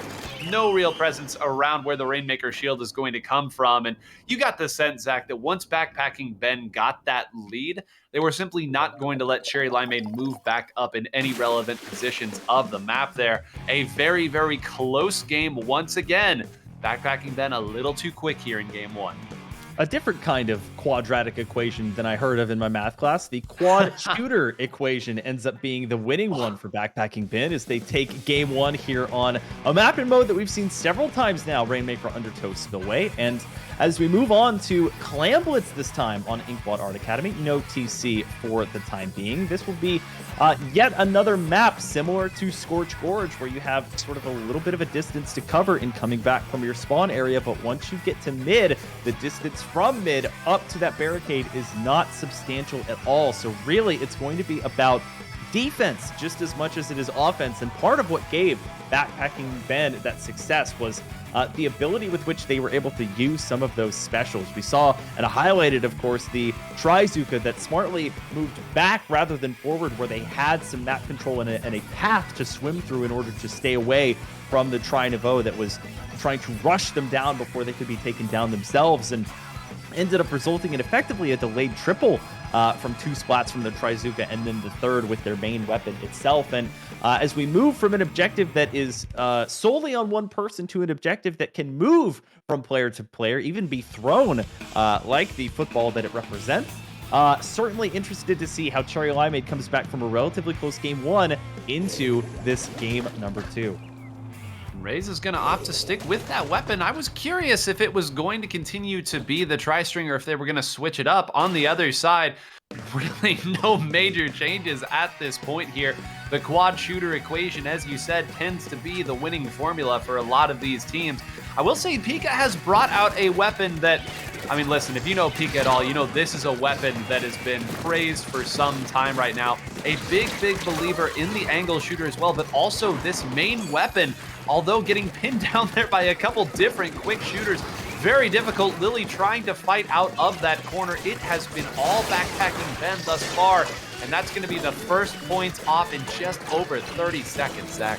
Well, and I would love to continue the point of it being arguably the best time to run the Slosher Deco with both the main method of the Slosher itself and the angle shooter as a sub receiving buffs to their uses and being able to do damage and paint a little bit more consistently. However, it just hasn't worked out here in the early game for Cherry Limeade as BackpackingBen is able to get the first lead of the game. And not just that, they're not stopping with that. They're claiming all of the available clams, it seems, on the ground with 22 held, although 7 of them will fall as Pelu gets taken down in the courtyard here. They have one member looking to avenge their splat, and it's going to be actually more than one as ToyObin will join forces, I believe, with Storm to make that happen, who's trying to survive while being spotted out, of course, that being a feature of holding on to that power clan, but they've gotten those numbers back up to 21. They will seem to use this ramp directly, and instead of throwing the clam, they'll throw down that splash wall. Again, that more defensive as opposed to offensive mindset, and they are, as a result of that, or maybe as a result of that play and others, able to get not just that, but yet another power clam in and get that lead up to 35. Yep, and this has to be so frustrating here for Cherry Limeade. They've been playing this entire game from their own plat area. Finally, they break out here in a major way, sending everything, all of the troops after Storm, and Storm still manages to hold on to one of those players there. Right now, Pika throws that back as one of the few actual resources that Cherry Limeade has at this point. Needs to close this down, and again, not able to. You see, they're so close to closing some of these out, Zach, but just haven't been able to secure the 100 damage that is necessary. Yeah, Cherry Limeade hoping that their abilities slow start rather than truant here, as they haven't gotten any points on the board as of yet, however, are starting to claim and juggle a couple of different power clams. However, multiple specials besetting them here, as Septis and I believe Pelu trying to make them get back all the way into their spawn, and it seems to be working, as both that Tri-Stringer again and the Splatana Wiper going down early, and the rest of their team not slacking off as well, as they're picking up lots of the available clams, 15, now 14 up to that point. They have a power clam, and now forcing Cherry Limeade to use some of their specials. We see the angle shooter trying to beset Coilbin here, but more than anything aside from that, they're just killing time off the clock here, that with the Zipcaster, Cherry Limeade is trying to stall them out from. And this is the part that I want to see what their comp can do here. How do you break through quad shooter? It's going to be so difficult to actually go and take out members of that team. They've opted to use a special on one side and then send their players on the other side. They will be rewarded with the pick on Storm and their first score. Is there any sustainability to this? It doesn't appear so. Already 3 go down. Raze was the last one and was coming out of spawn at the time. And Zach, we talk so often about sustainability as it regards pushes here, and how difficult it is with some of these comps to keep some sort of presence around the basket as you are scoring here. Some do it with the main weapon, some do it with the special, but it has to be done. And it appears that they've done a great job on the other side on the defense. So speaking of sustainability, none that time for BackpackingBen. So now it's Cherry Limeade that's found their groove partway through this game. The question is going to be, once again, how will they manage to keep taking BackpackingBen down? They're going to have to cycle them through at least once. Yeah, the risk for Cherry Limeade, and I think the bane of most anchor players, is being spotted out in their high ground position and having resources allocated to force them off of that position. We saw in that case the triple aim strike, some bombs as well, being allocated to push them all the way back and stop them from being able to set up and get the shots off that they ideally would like. However, because they're giving their backline some support here, they're able to push forward and take map control back in mid. BackpackingBen, though, not slouching on the defensive aspect either, as Pelu trying to spot a member of Cherry Limeade out on the left-hand side here in that courtyard area. They'll get some support to take one member out. Another member falls. The third will go down to Pelu's Crab, and it just seems like, again, in the waning seconds here, they only have one special available, and that too will fall. Just the Tri-Stringer of Raze left, and with 15 seconds left to go, it may take a miracle of a push here for Cherry Limeade to come back from this one. Oh, and at this point, Septis just going for the trick shots. ToyoBen gonna fight here. Krim gonna fight as hard as possible here, but everyone's gonna take the dive, and that is going to be the game. And Zach, I want to go back to an analogy that I made in the last cast that you and I did together, where I talked about punching tissue paper, right? And for those of you who haven't heard it here, I promise that I'm not creative enough to come up with this myself, but the point of it was, no matter how hard you punch, you can't punch through tissue paper because it will form around your hand. And on the defensive side, every time that a special was thrown from Cherry Limeade at BackpackingBen, they have the mobility and, again, the liquidity for their players to simply move. And if you want to go and try and score something off of them, again, you're not going to get the sustainability because you weren't able to take any members of the enemy team off. And this is all good on paper. No pun intended again. The analogy's done. The analogy's done, I promise. But it's what makes these quad shooter comps, and particularly the way that BackpackingBen has been playing, so very difficult to deal with, because you can move players, you can bump them on one side, you can mark them, you can know where they are, but until you close the deal, it's all theoretical. As we move now into Splat Zones onto Mako Mart, another map where, again, speed should rule the day. Cherry Limeade gonna have to come up with some answers very quickly. Yeah, and I want to give them some support in that, okay, we're moving from two objective types that are more mobile in nature to an objective that literally does not move. It permanently stays fixed in the middle part of the map, and whether that's better for your team or worse for your team, it is distinctly different from the two modes that we just saw. There are also quite a few different high ground and elevation positions that you can set up on depending on how much map control your team has. If they decide to run the tri-stringer again, there's that far right portion that still can see and easily access and hit members of the other team with that weapon and have an impact on the zone as well. But again, it's that point of, are they going to get pushed away from those advantageous positions? Are, for instance, the Slosher Deco, if we see it again, are they going to be able to come back and get those marks? And it seems like there have been quite a few substantial changes to their composition, including not the Nouveau variant, but Pika moving over to the regular Tri-Slosher with that Toxic Mist and the Inkjet. And interesting on the other side here as well, BackpackingBen has left all of their triple ink strikes at home, which seems almost blasphemous at this point in the game's lifespan. Seems like everybody does it here, but when you can hit shots like that with your Trizuka, it's more understandable. Another one, just nearly every single one of these has found at least somebody. Incredible value from this special. I was going to comment on how it's not as good for takebacks with regards to splat zones, but hey, if you get 2 people with your 3 shots, whatever, man. Do it. It's all on you. You know more than I. Yeah, the Trizuka having to feel like a high skill ceiling special at this point, and we see another one of those, the Inkjet, which was made slightly easier to use because of the radius that you're able to hit folks for that 50 or partial damage here. They are going to end up getting taken out, and now BackpackingBen firmly in control. They will lose the one non-shooter member of their team, again, as 9 pointed out, which seems blasphemous at this point. But Raze and the rest of Cherry Limeade looking to set up, trading in that stringer for one that can set up and have more impact on the actual objective itself, this time being the zone, spamming the zone itself as if it were about to hit the end of the game and not quite able to give that penalty over to BackpackingBen. And that, as well as their team going 3 down, may just be the pivoting point here if that point had not yet happened already. Yeah, that may be sayonara for Cherry Limeade. They're going to try and make a play here. No special, so they're going to have to do it the old-fashioned way. They do finally manage to pull one out here, but it's going to be so difficult to paint over 4 shooters, a wipeout at the end. And if there was ever an ebullient way for that set to end for BackpackingBen, you saw it right there. We said that this was a pretty scary look for Cherry Limeade against BackpackingBen with the way that they've been playing. And you will see here, folks, a couple of the members here on Nightmare. I received word from my various sources that they just came off of a scrim and they were playing hot at that point too. My, oh my, it seems like it's their world and we're all just living in it for the time being.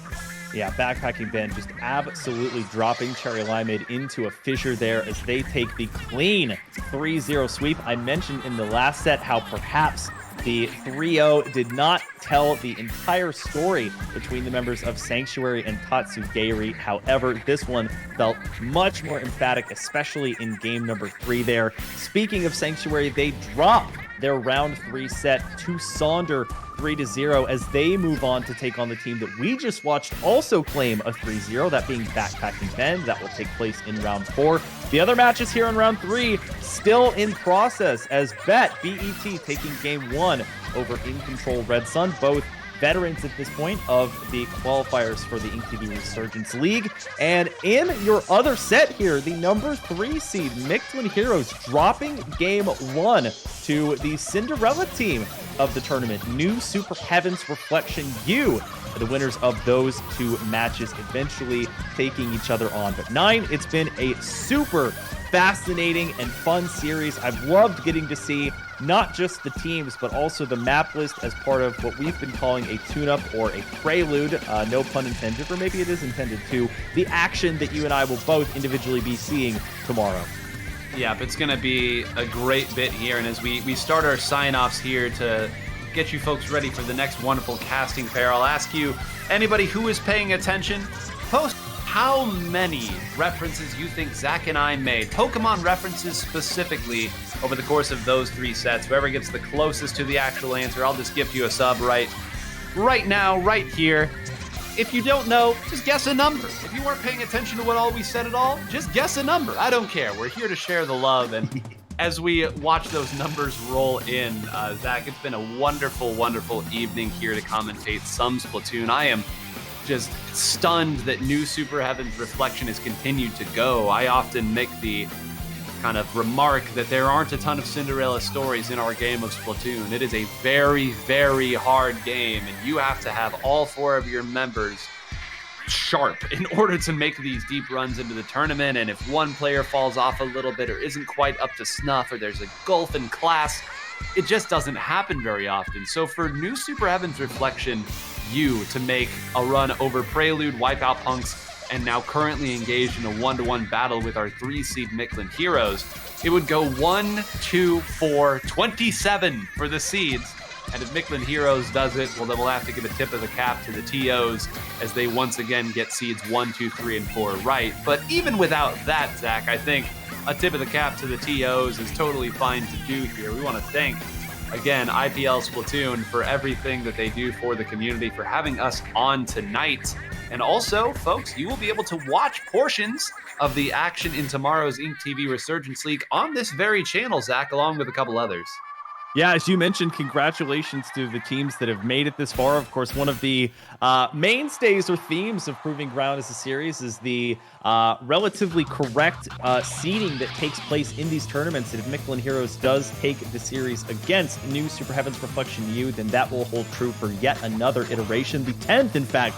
Congratulations to the series on hitting double digits, and congratulations and thank you to folks like Vapor, who's been helping us on the spec cam and showing us everything on the broadcast, as well as to the TOs for putting this together and helping with things like seeding to make this tournament a reality, as well as incorporating the map list for tomorrow's action. As Nine mentioned, there will be 4 total broadcasts that you can check out the action for the second open qualifiers for the Ink TV Resurgence League. One of those will, of course, be IPL Splatoon, so check in tomorrow afternoon for all that action. But for now, don't go anywhere. We have much more casting taking place coming in here for this iteration, the 10th of Proving Grounds 9.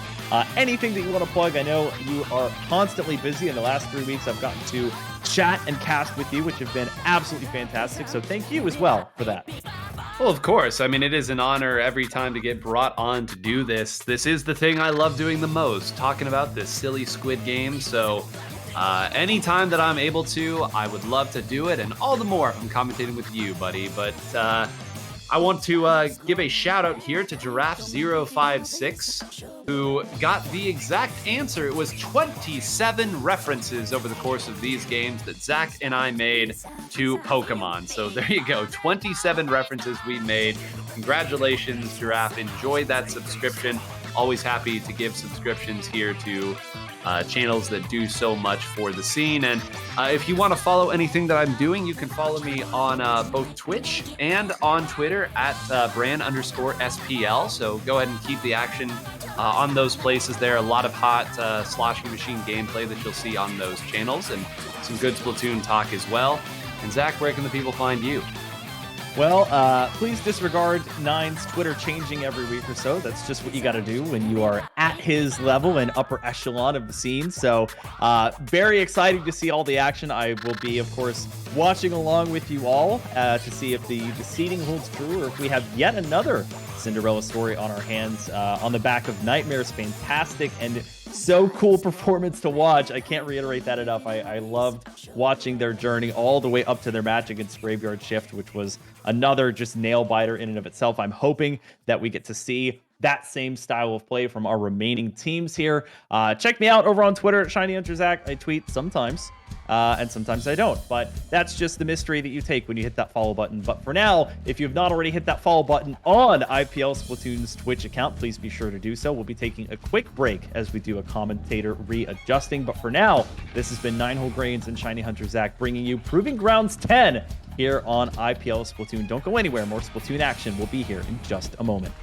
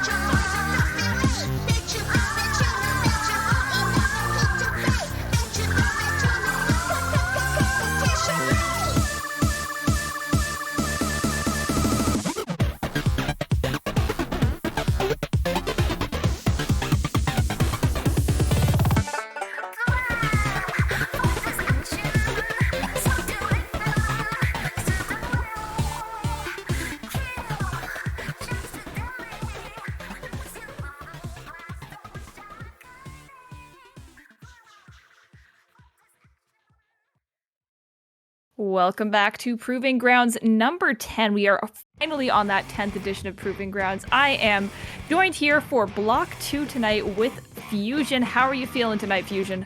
I am excited to get the cast the ending, the finals, the top 4 of Proving Grounds tonight.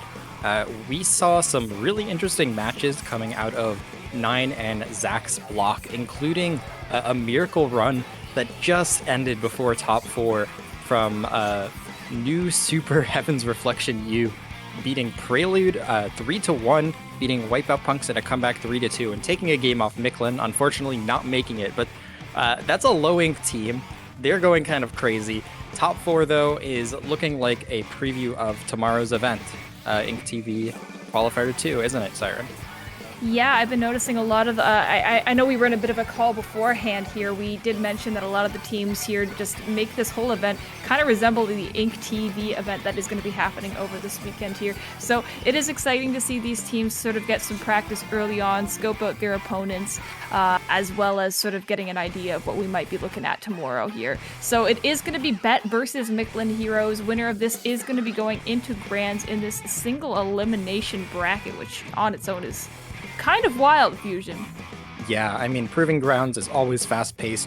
The single elim best of 5 format is very scary. Now that we are in top 4, we're going to be seeing a double elim format, so these teams can get some extra games against each other. But the first one of winner semis is going to be a familiar one. We've got Bet versus Mictlan Heroes. Both these teams have made quite a bit of noise recently. Bet managed to actually take Jackpot to a game 5 in a very funny manner last weekend, which I casted with Popgun. A little bit of DC action going on, and the Wrath of God taking out Leafy's power. But nonetheless, Bet was still able to take a game off of Jackpot with a sub. As well, Mictlan Heroes came out strong in the last SOS. They got second place, if I am not mistaken. How are you feeling about these two teams? Well, of course, Bet is a re-emerging team from originally, I believe, 2018. So this is them coming back with a bit of, some slight changes to the roster as well. We have some of the same faces, some different ones, but we're looking at about 50% of what we had before back then, as well as Mictlan Heroes, which has been a very consistent, strong roster team for a very long time. You'll see them in basically every weekly. I think it's sort of like one of those things you put on your bingo card to know that you're definitely, it's the free square basically in the center. Is Mictlan Heroes is playing in this event, because I just don't think there's a single event I've played in the last, I don't know, year where Mictlan wasn't there. So they are very clearly on that grind. They have very good tournament mindset, and nerves are on their side, I would say. Yeah, absolutely. Bet's definitely more of like a here and there kind of team, but nonetheless, they're all very strong individual players, and they can come together in ways that you wouldn't really expect. They looked very strong in that set against Jackpot. Unfortunately, they did end up going out on the loser side. Mictlan did not end up making the top 16 of the first qualifier, so this may be a little bit of a preview to see if Mictlan Heroes can bounce back and make their way into the top 16 tomorrow. But before tomorrow, we have our match today. Mictlan is probably... This is Clan Blitz on Museum. They usually rock a Charger on their side, and I believe Bet's Charger player is not here today. So we may be seeing the kind of no backline, Machine, Splash, the usual suspects coming out from Bet. Mictlan Heroes, I'm still not, no matter how many times I see them play, I feel like they play somewhat meta, somewhat flexible. Are you familiar with more specific weapons that they play? With Mictlan, you sort of... It's kind of dependent on who's playing, I guess, in any given instant. For example, One Shot, is probably going to be playing Charger or some form of backline. I believe, I could be totally wrong here. I think they've been dabbling into Ballpoint as well a bit recently as well. Fear has just been a very good frontliner overall. Cass, they tend to flex within whatever sort of works for the particular map mode. They're both very good flexible players. Other than that, Mictlan is very roster dependent on what you're going to be seeing here. But I do think looking at this map pool just for this particular set, I think obviously long range is going to be very well suited. We're looking at a lot of very big maps with wide open midsections to them. So that could help them a lot if that is what is going to be on the table today. As for Bet, I like that you mentioned that they do have that Charger player subbed out, which I believe is Salt, who normally plays with them. But back in 2018, with their original comp, which they do have 2 of those players here today, they were really well known for their aggression. So if they are forced to be playing up front into your faces, I think that's going to work for them perfectly. It's exactly what's in their wheelhouse here. Yeah, absolutely. We've seen them kind of rocking the tried and true machine splash neo or double machine. Nothing too crazy coming out from them, but they do all play extremely aggressively. Looking here, we might be seeing a T-Tech coming out from Lex and perhaps a Zapper Jr. coming out from Cass. They are a Latin American team. If you're not familiar with them, they've played in like every one of these events, like Siren's saying. So you better learn quick because you're gonna get used to them sooner or later. I've been seeing some teams rock the Tacticooler a little bit more this patch than the previous one. The buff to where you can grab the cooler from is absolutely massive, and we might be seeing some of those coolers coming out later in the set when we eventually get to Rainmaker, perhaps even here if we're lucky. But here we go, hopping into the first game. What do we see here, Siren? Well, first, right off the bat, I did see that pick from Locke onto the heavy Splatling, which I think is a great pick on this particular map mode. It's going to be really good at the defense, and when you're running 2 mains of run speed, you do have that option as well to get into the face of your opponents as well. And when you see such an aggressive comp like what Bet is running here, you're leaning into that Tacticooler from that Tri-Slosher, as well as the double Splash-O-Matic. You know exactly what they're going to be aiming to do this game. So it's really going to be good for them to have a defensive player such as Locke on their side, just setting up camp and not really allowing them to, I guess, rat onto their side of the map, to the best of their ability at least. Yeah, both teams still scrapping in the middle of the map, trying to figure out what to do. Mictlan has an early advantage on the clams. They are just trying to figure out what to do to get in. The crab's going to stall them, but Mictlan is just staying alive. They're playing so well together, grouped together, but not falling victim to that machine. One of them goes down, but they still have the power clam. No, they don't have the power clam on the board. Did that just fall off the edge?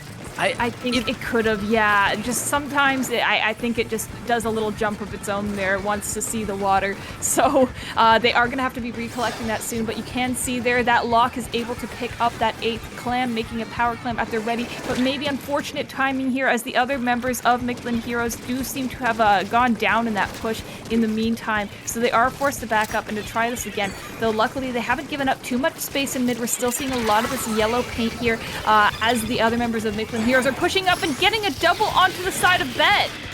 Oh my goodness, Mictlan pushing into the basket, but this is where the trouble begins. There we go, Mictlan finally breaking through past that ramp. 3 power clamps. Looks like Lex on the high ground with that 52 gals going to get forced out, but that's 3 power clams on the board. The chumps come in, but it's a little bit late. 3 power clams is a huge push all the way down to 40. Bet does manage to clean up mid, but Mictlan, without going full down in that situation, they're looking mighty strong right now. Yes, I think the biggest challenge for Bet from here on in is just keeping their space into Mictlan's base and holding it for as long as possible, because that's their best chance at beating a push down to 40 like that halfway through the game here, and a very significant lead from Mictlan. Looks like Bet is getting to start their own push. They have this crab at the ready sitting on the grates here. They're going to be able to get these shots onto Lex, who's trying to defend the basket as best as possible. They are able to make an opening here, but it doesn't look like they're going to get much payoff beyond that. It's just going to be Straw Hat who has to back up through mid here and potentially jump out.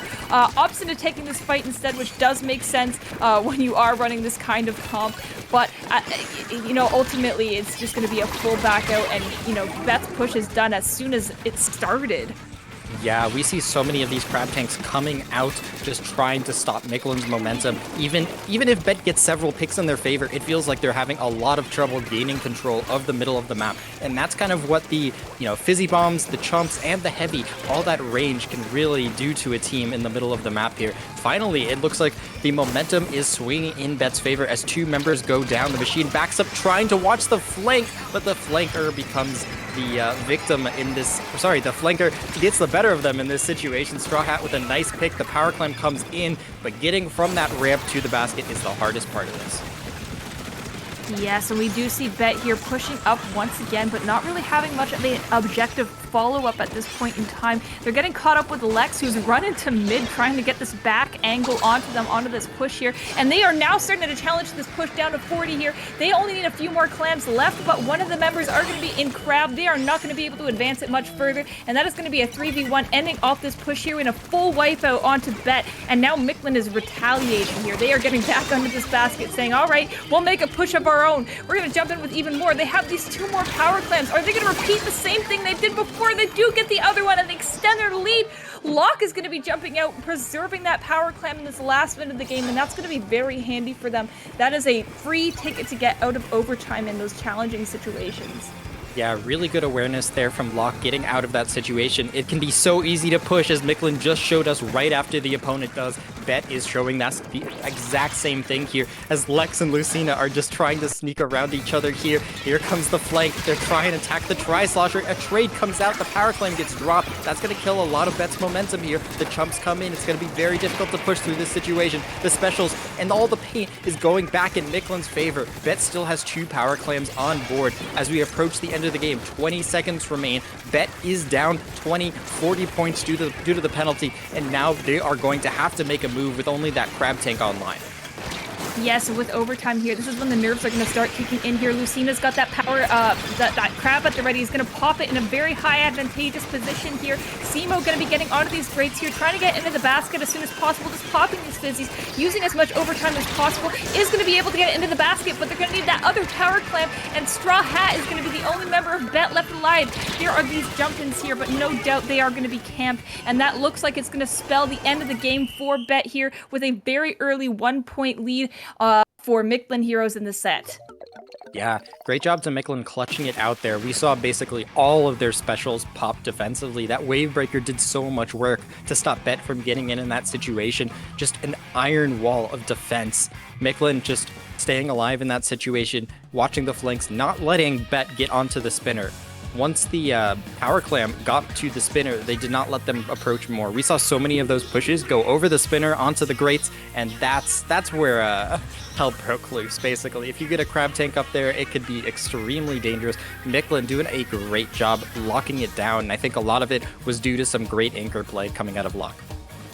I couldn't agree with you more. I was going to bring attention to that as well. When you're dealing with a team like Bet that really does have to rely on so much aggression, specials like the Wave Breaker is, detrimental as far, important is the word I should probably say there. It's so important to have that sort of thing to sort of interrupt the flow of what Bet is putting out there special-wise, because it forces them to sort of move in a way that allows the other members of Mictlan Heroes to dislodge them and sort of stop clam pushes in their tracks. So we really only saw those short bursts and not enough of them, which is very difficult in Museum to sort of get them in the first place. So when you're sort of having these shorter pushes that are a lot of points all at once, but maybe less of them, you kind of do need to be rolling things in a way that you're able to get a lot of them. But I think that map mode in particular is a very, very big challenge for that. So second map mode is going to be Splat Zones on Flounder Heights. This one is definitely a bit of a odd one. I don't think everyone has really cracked the code on this one yet. I can include myself in that metric. So what are your thoughts here, Fusion? My thoughts are Tri-Slosher. I think that's my only thought here. This is a really, really weird map. It's the entire map is huge, but everyone is just cluttered on that tiny bit of space on the top of the apartment buildings right by the zones, and everyone is just trying to sit in that position as long as they can.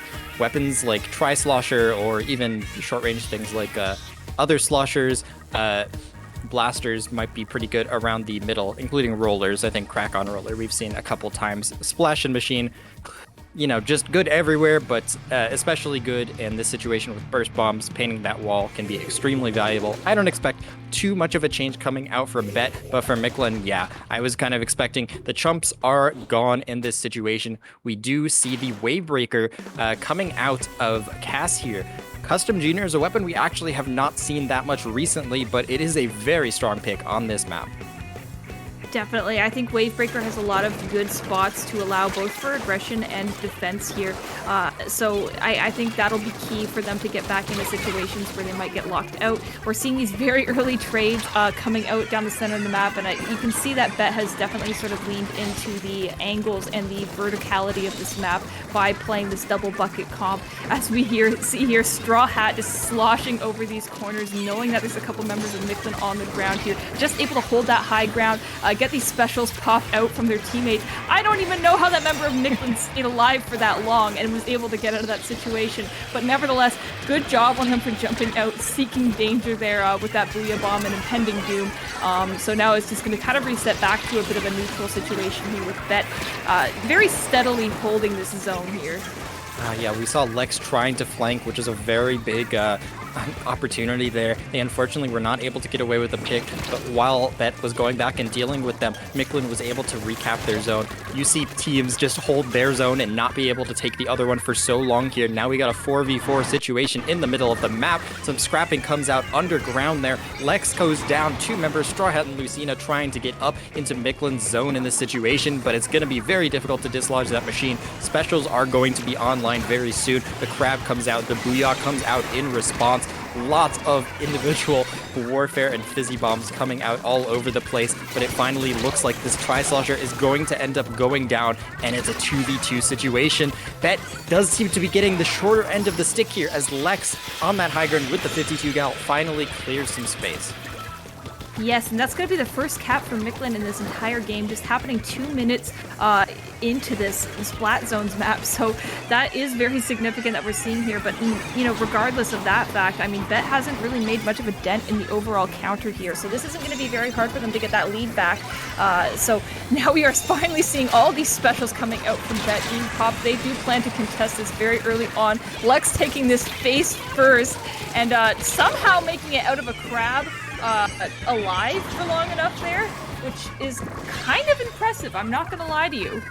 That crab was so slowly rotating in their direction. Not quite able to get them, but or get the Tri-Slosher on the pick afterwards. So Bet is going to gain control of that zone. Now Mictlan finds himself on the low ground. Some specials, including that crab tank, are going to be online very soon, but those strikes are going to put Bet in a bit of an awkward position. Simo falls on the ground over there. They are not aware of their position. Simo gets a nice kill on that flank. Now Mictlan finds himself a member down in this situation as they try and continue to push their zone. Yes, these specials coming out are really going to help Bet hold on to what they currently have, which is, of course, that cap and no penalty, down to 48 at this time. Straw Hat going to be sneaking around, trying to find a pick onto any member of Mictlan Heroes to maybe contest that other side of the zones here. Cleffa Pig going to be popping that crab, getting the finish onto Dafter, and, you know, ultimately trying to spray some paint onto that other side of the zone. They do want to be extending their lead as much as possible here to try and secure that win. Really nice play there coming out from Clef on the side of Bet. That crab tank getting two members of Mictlan on top of each other. Another pick under, on, I guess, Fight Club. But still, nonetheless, despite all that happening, they were not able to recap Mictlan's zone. Bet still has control of the zone here, and the onus is on Mictlan to try and take back the zone as they find themselves a member down. But still, so many neutral situations. Flounder might as well be just like the neutral game as the Tri-Slosher does what it does best, gets a couple picks. Bet finally cleaning up a little bit, and without that penalty, the timer is going to be ticking down very quickly. Yes, Cass here in a great position to sort of build up a wave breaker, wait for their teammates, but that suction bomb is going to play absolute stealth around that corner, and that is going to help Bet secure this game for them and try and get the lockout here.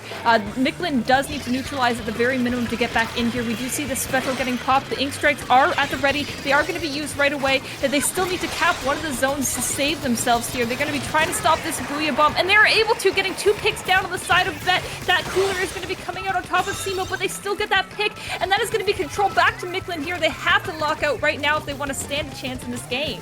Oh my gosh, huge push coming out from Lex and Mictlan there. They're going to need to do a lot of work if they want to hold this zone. It can be difficult to really fully lock out in this situation. You need to make sure no one's flicking on that left side. You need to watch for specials when everyone tries and takes this zone. Here come the strikes onto the right zone. That's going to force Mictlan out. The crab tank from the left side. This is a difficult situation. The paint is back in Bet's favor. They cap it, but there's 3 members swarming over it. Lex on a nice flank gets 1 pick. They chase 2 members of Bet onto that plat over there. Clef on the flank on the other side. Mictlan is just juggling, painting their zone, attacking the other side. Now there's members of Bet on both sides of mid.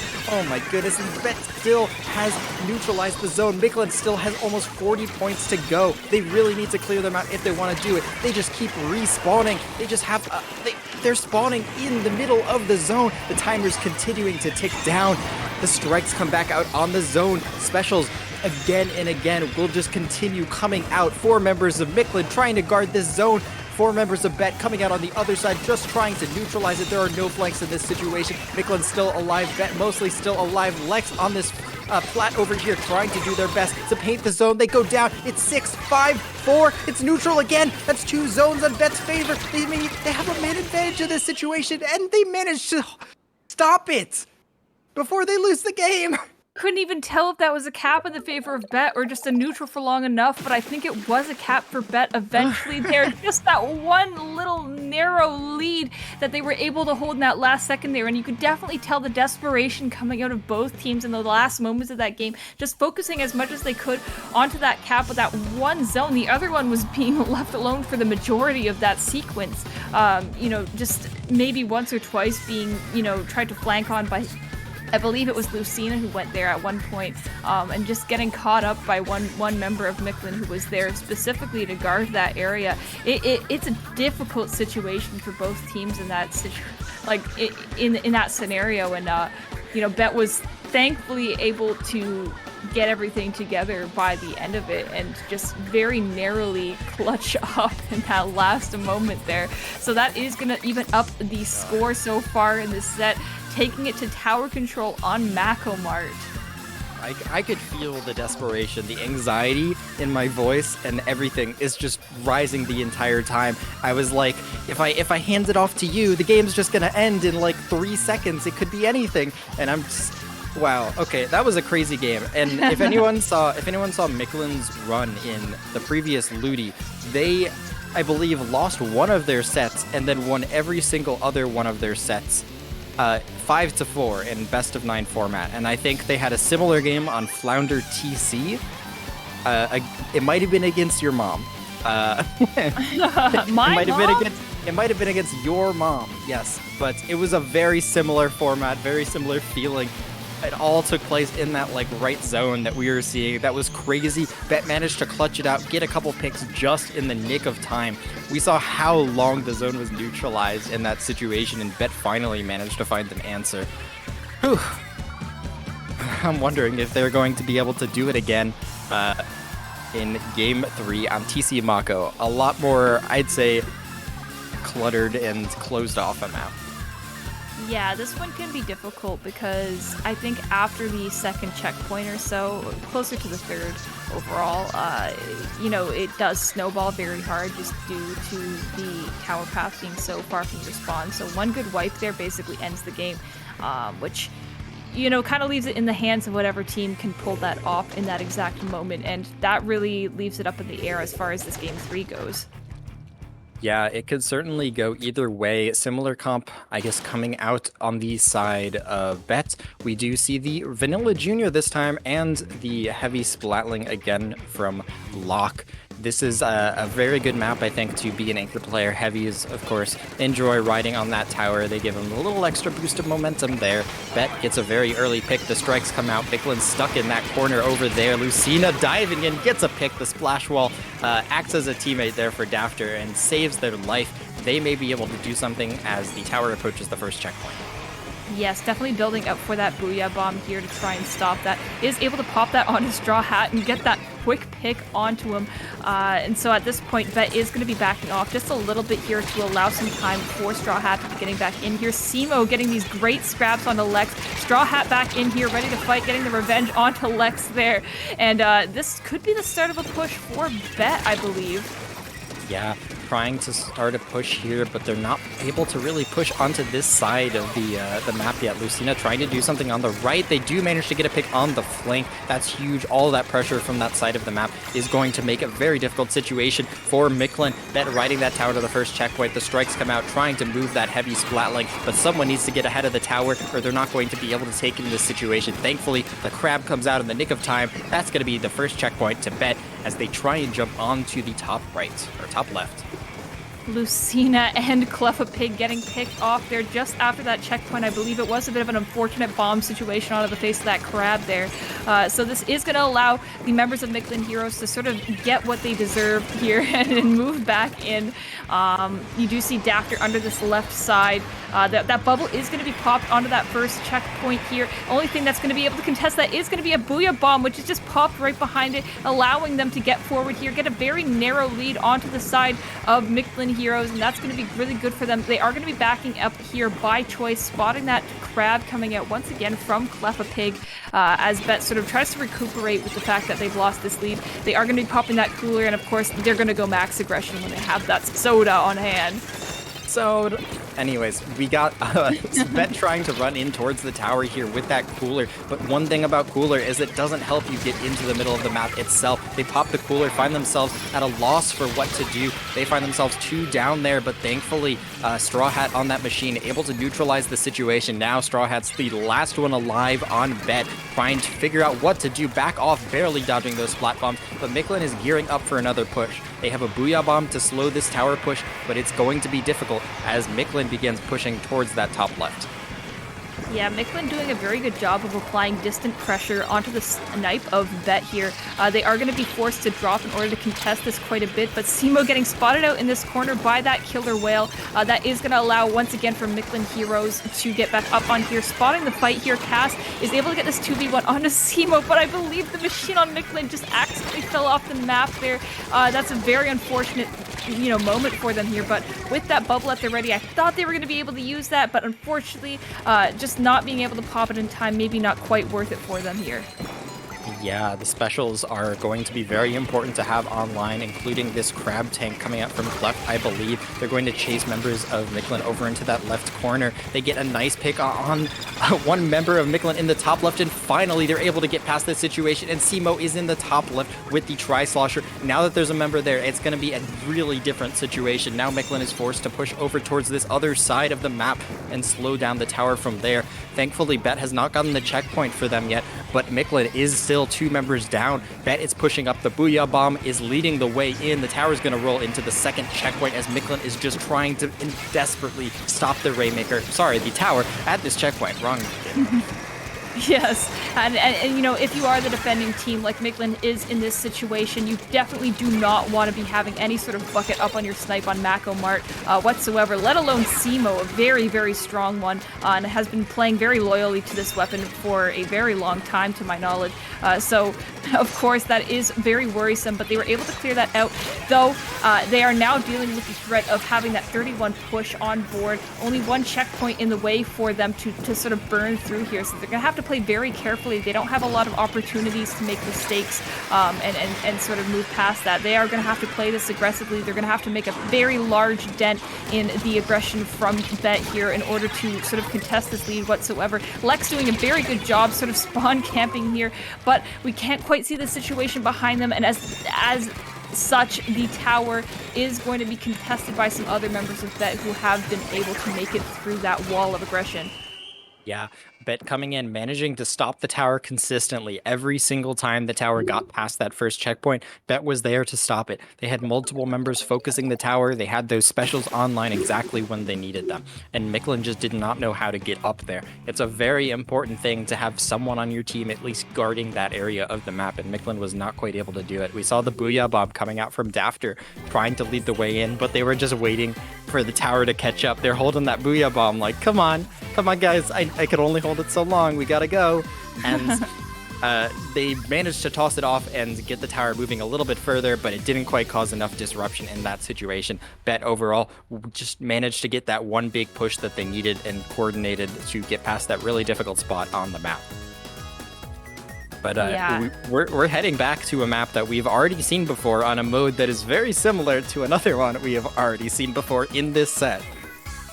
Yeah, Rainmaker back again. Back for the first time. For the first time. Well, back from when it randomly appeared in Macomart for like 1 second. When the tower became the Rainmaker. Yeah. So we're finally returning to it, and we're back on Museum. This one's a bit of an odd one. There's, a little bit of luck to it based on where that spinner is, and when you get a good opportunity to move up, that can directly correlate to how well your first push is going to be. But we'll see how things are turning on these turntables in the beginning of the game for both of these teams here. We are seeing, actually, surprisingly enough, Mictlan is dropping the sort of anchor comp that they had before, seemingly entirely for this game. Yeah, and we do finally see the zap coming out from Cass here, and that is going to be very useful on Rainmaker. Mictlan seems to be opting for more of a kind of run-in, be aggressive, die, repeat strategy that Bet has been rocking for most of this set. And Lucina making a dash for the Rainmaker at the checkpoint. We saw all of Mictlan stuck in the corner. Lucina caught that and managed to make that Rainmaker jump to the pedestal just in time. Really, really good awareness. Now Mictlan finds themselves in an awkward situation without that checkpoint to stop it. Points can go so easily. So finally, Mictlan clearing up the middle of the map, but that is huge to come out so early in the game.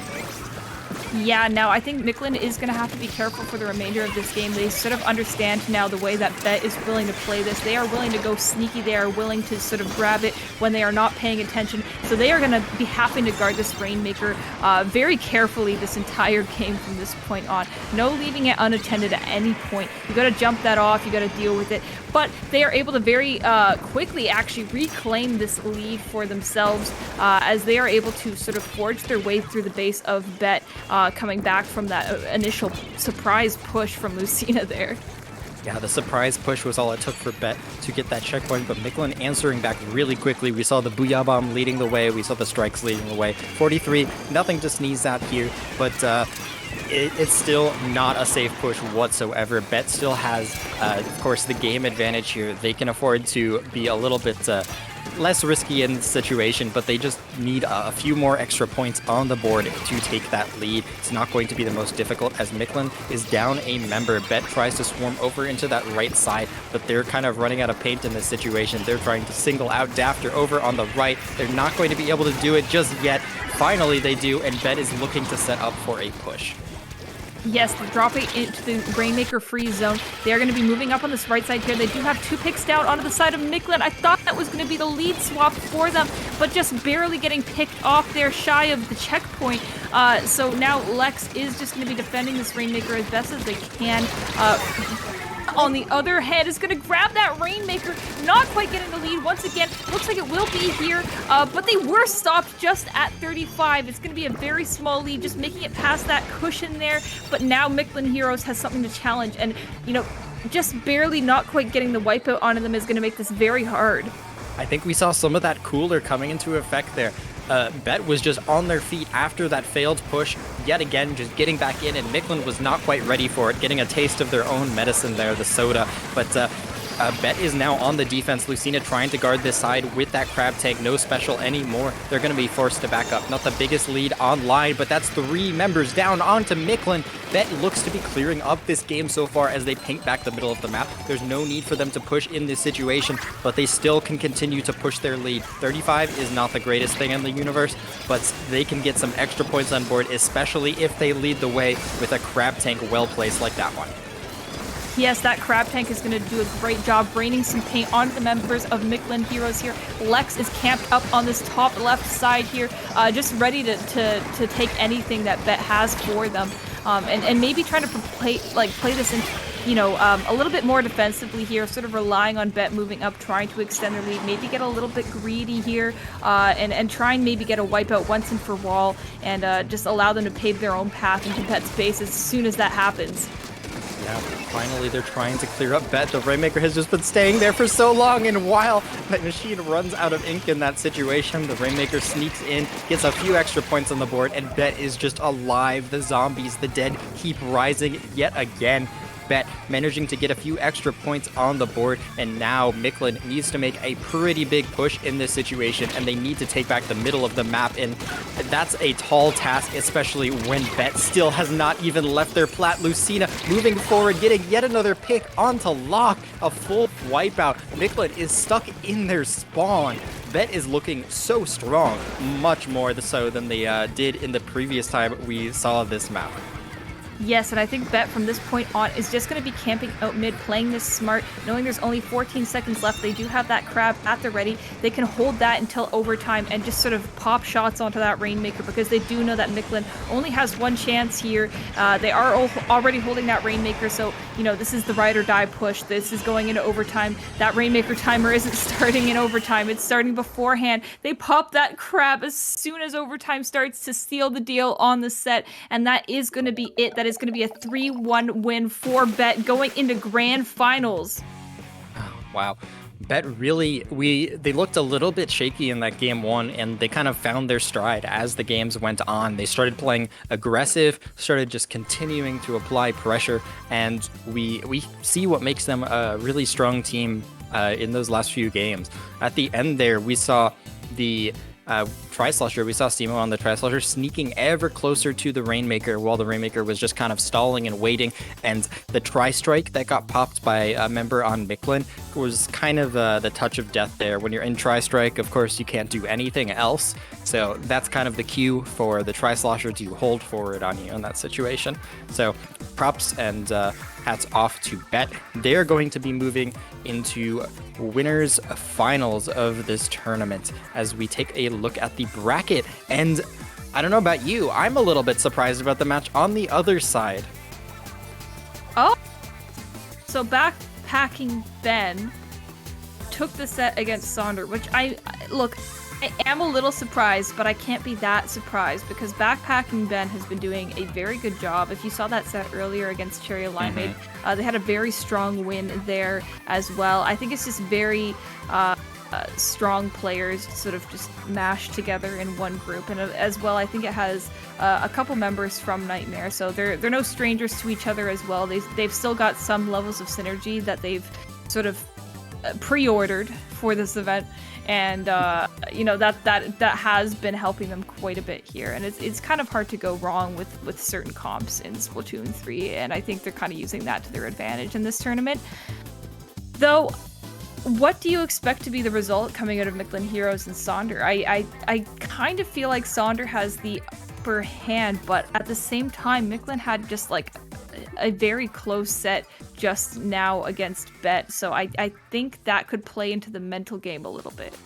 Yeah, surprisingly, I have not seen Sonder play that much. I know they have been playing in some of the IPL tournaments. They've won a SOS, if I'm not mistaken, and they might have won Proving Grounds too.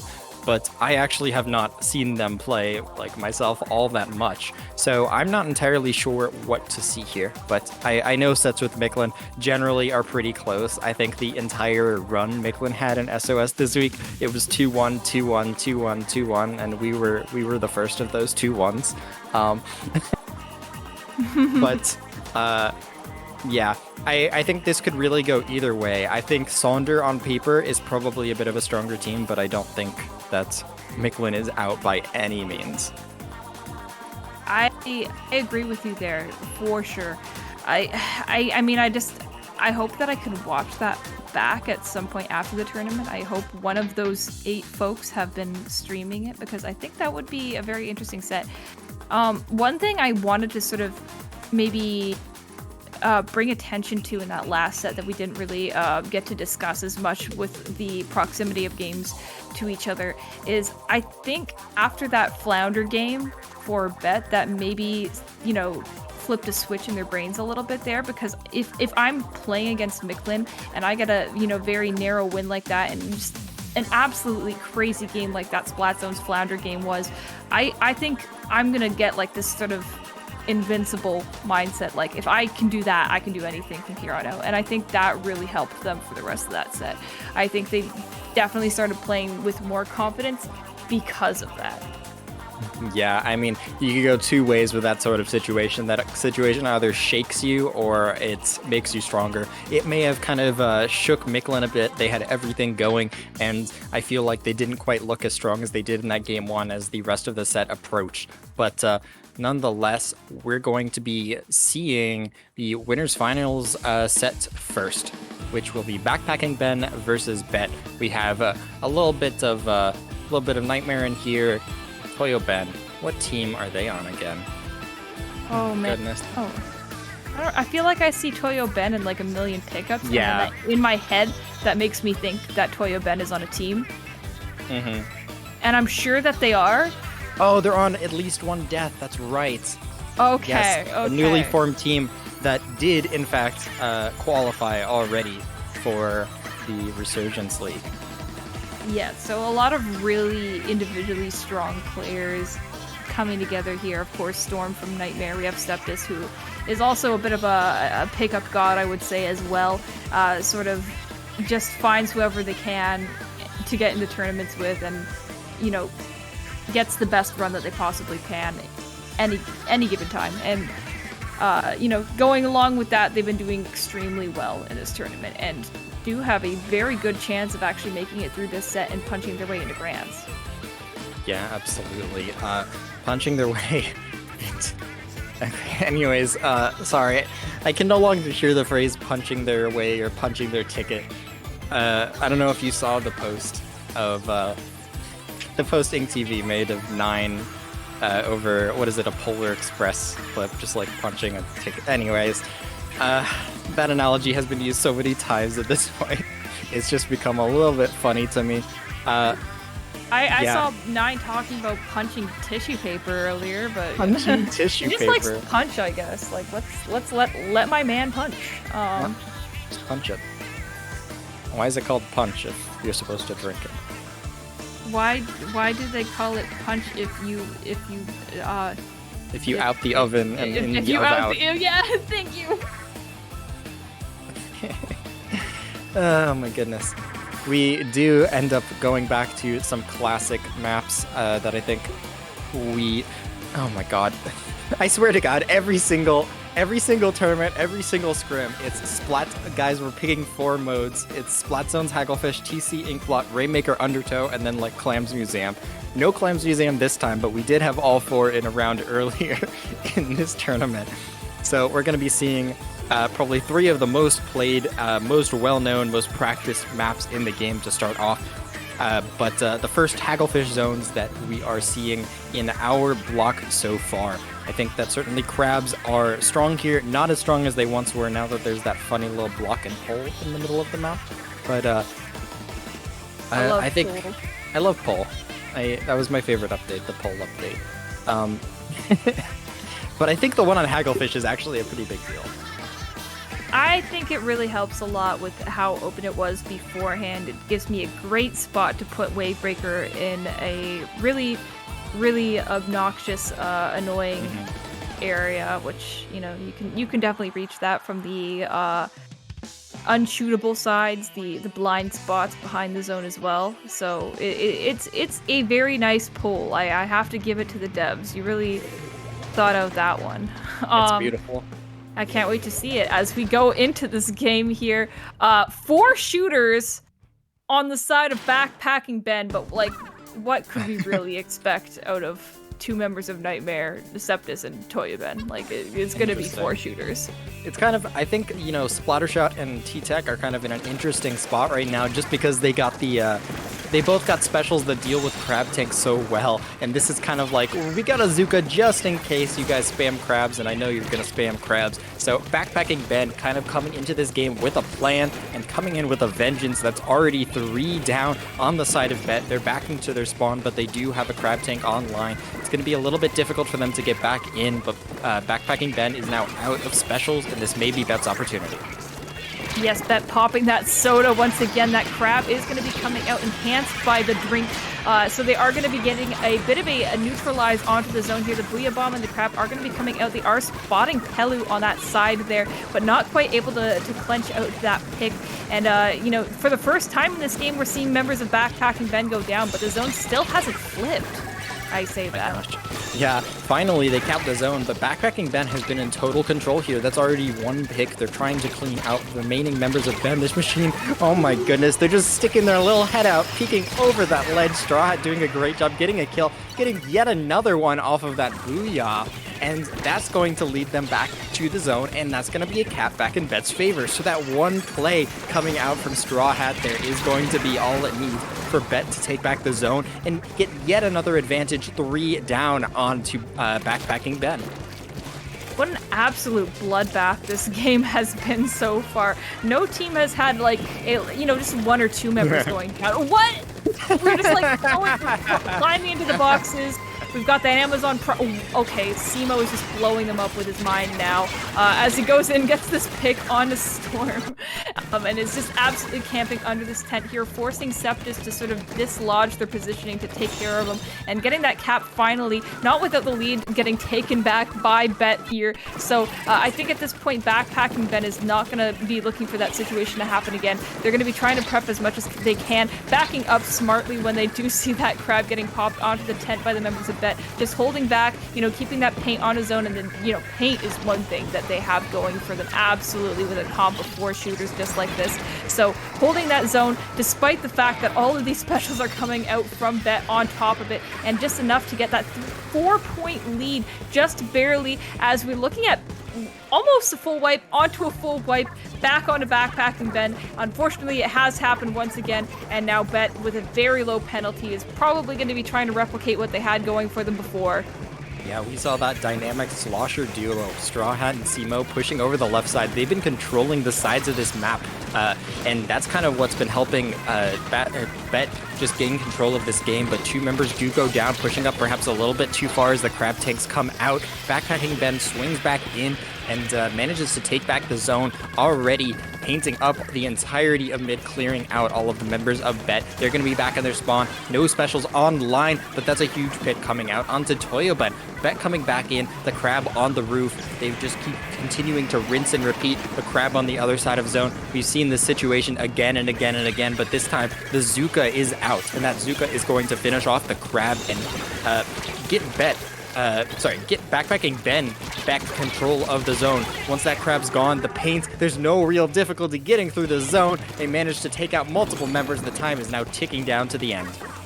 ToyoBen holding on to these ink strikes for the end of the game here. Only 10 seconds left on the zone. They're going to be popping those just for some safety insurance here onto the zone. That crab is going to be coming out, but it's not going to be enough to contest it. BackpackingBen getting the KO in game 1 and setting the tone for the set. Absolutely. We saw both teams kind of taking control of the zone, but surprisingly, it looked like Bet was playing more defensively that game. It felt like they were just kind of on the back foot constantly, and without the ability to kind of just strong arm people with their crab tanks. We saw the Zuka coming out on the other side. We saw the strikes making their life difficult as well. They had some difficulty getting through the zone, especially against those 2 sloshers. You can't really run at them, You got to find another way in. Yeah, when you're dealing with 4 shooters on the other side of, BackpackingBen, of course, just throwing a Booyah Bomb isn't going to be enough to neutralize the zone. They always are going to have enough paint to be covering that. So you really do just have to force your way in with picks and then move on from there. And that again can be really hard with so much crossfire and the way that they've been communicating. They've sort of had eyes on everyone this entire time. So that is something to be keeping mindful going into this next game here, is that BackpackingBen is probably going to have a lot of paint pressure once again. And they're probably going to be holding on to some kind of answer for Crab Tank. So a lot of strategies commonly used by very aggressive teams are not really going to work as well. Just when you're dealing with so much paint, it can be really, really hard, and it does slow even the strongest teams down. Yeah, and that's kind of what shooters are. They're the jack of all trades, master of all trades. Wait, what? Yeah, they paint a lot. It's very difficult. The comp is very resilient. There's no like, okay, we kill the backline and that's how we get in.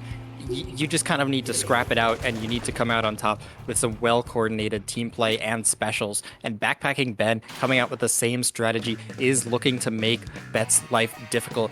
However, the double sloshers, including the machine, may prove to be a little bit more dangerous on tower control, Inkblot, as both teams begin to paint the middle of the map. And it really looks like Simo and Simo and a different member are on top of each other. I thought the sloshers were together again. Not quite the case, but both teams still fighting for that middle of the map.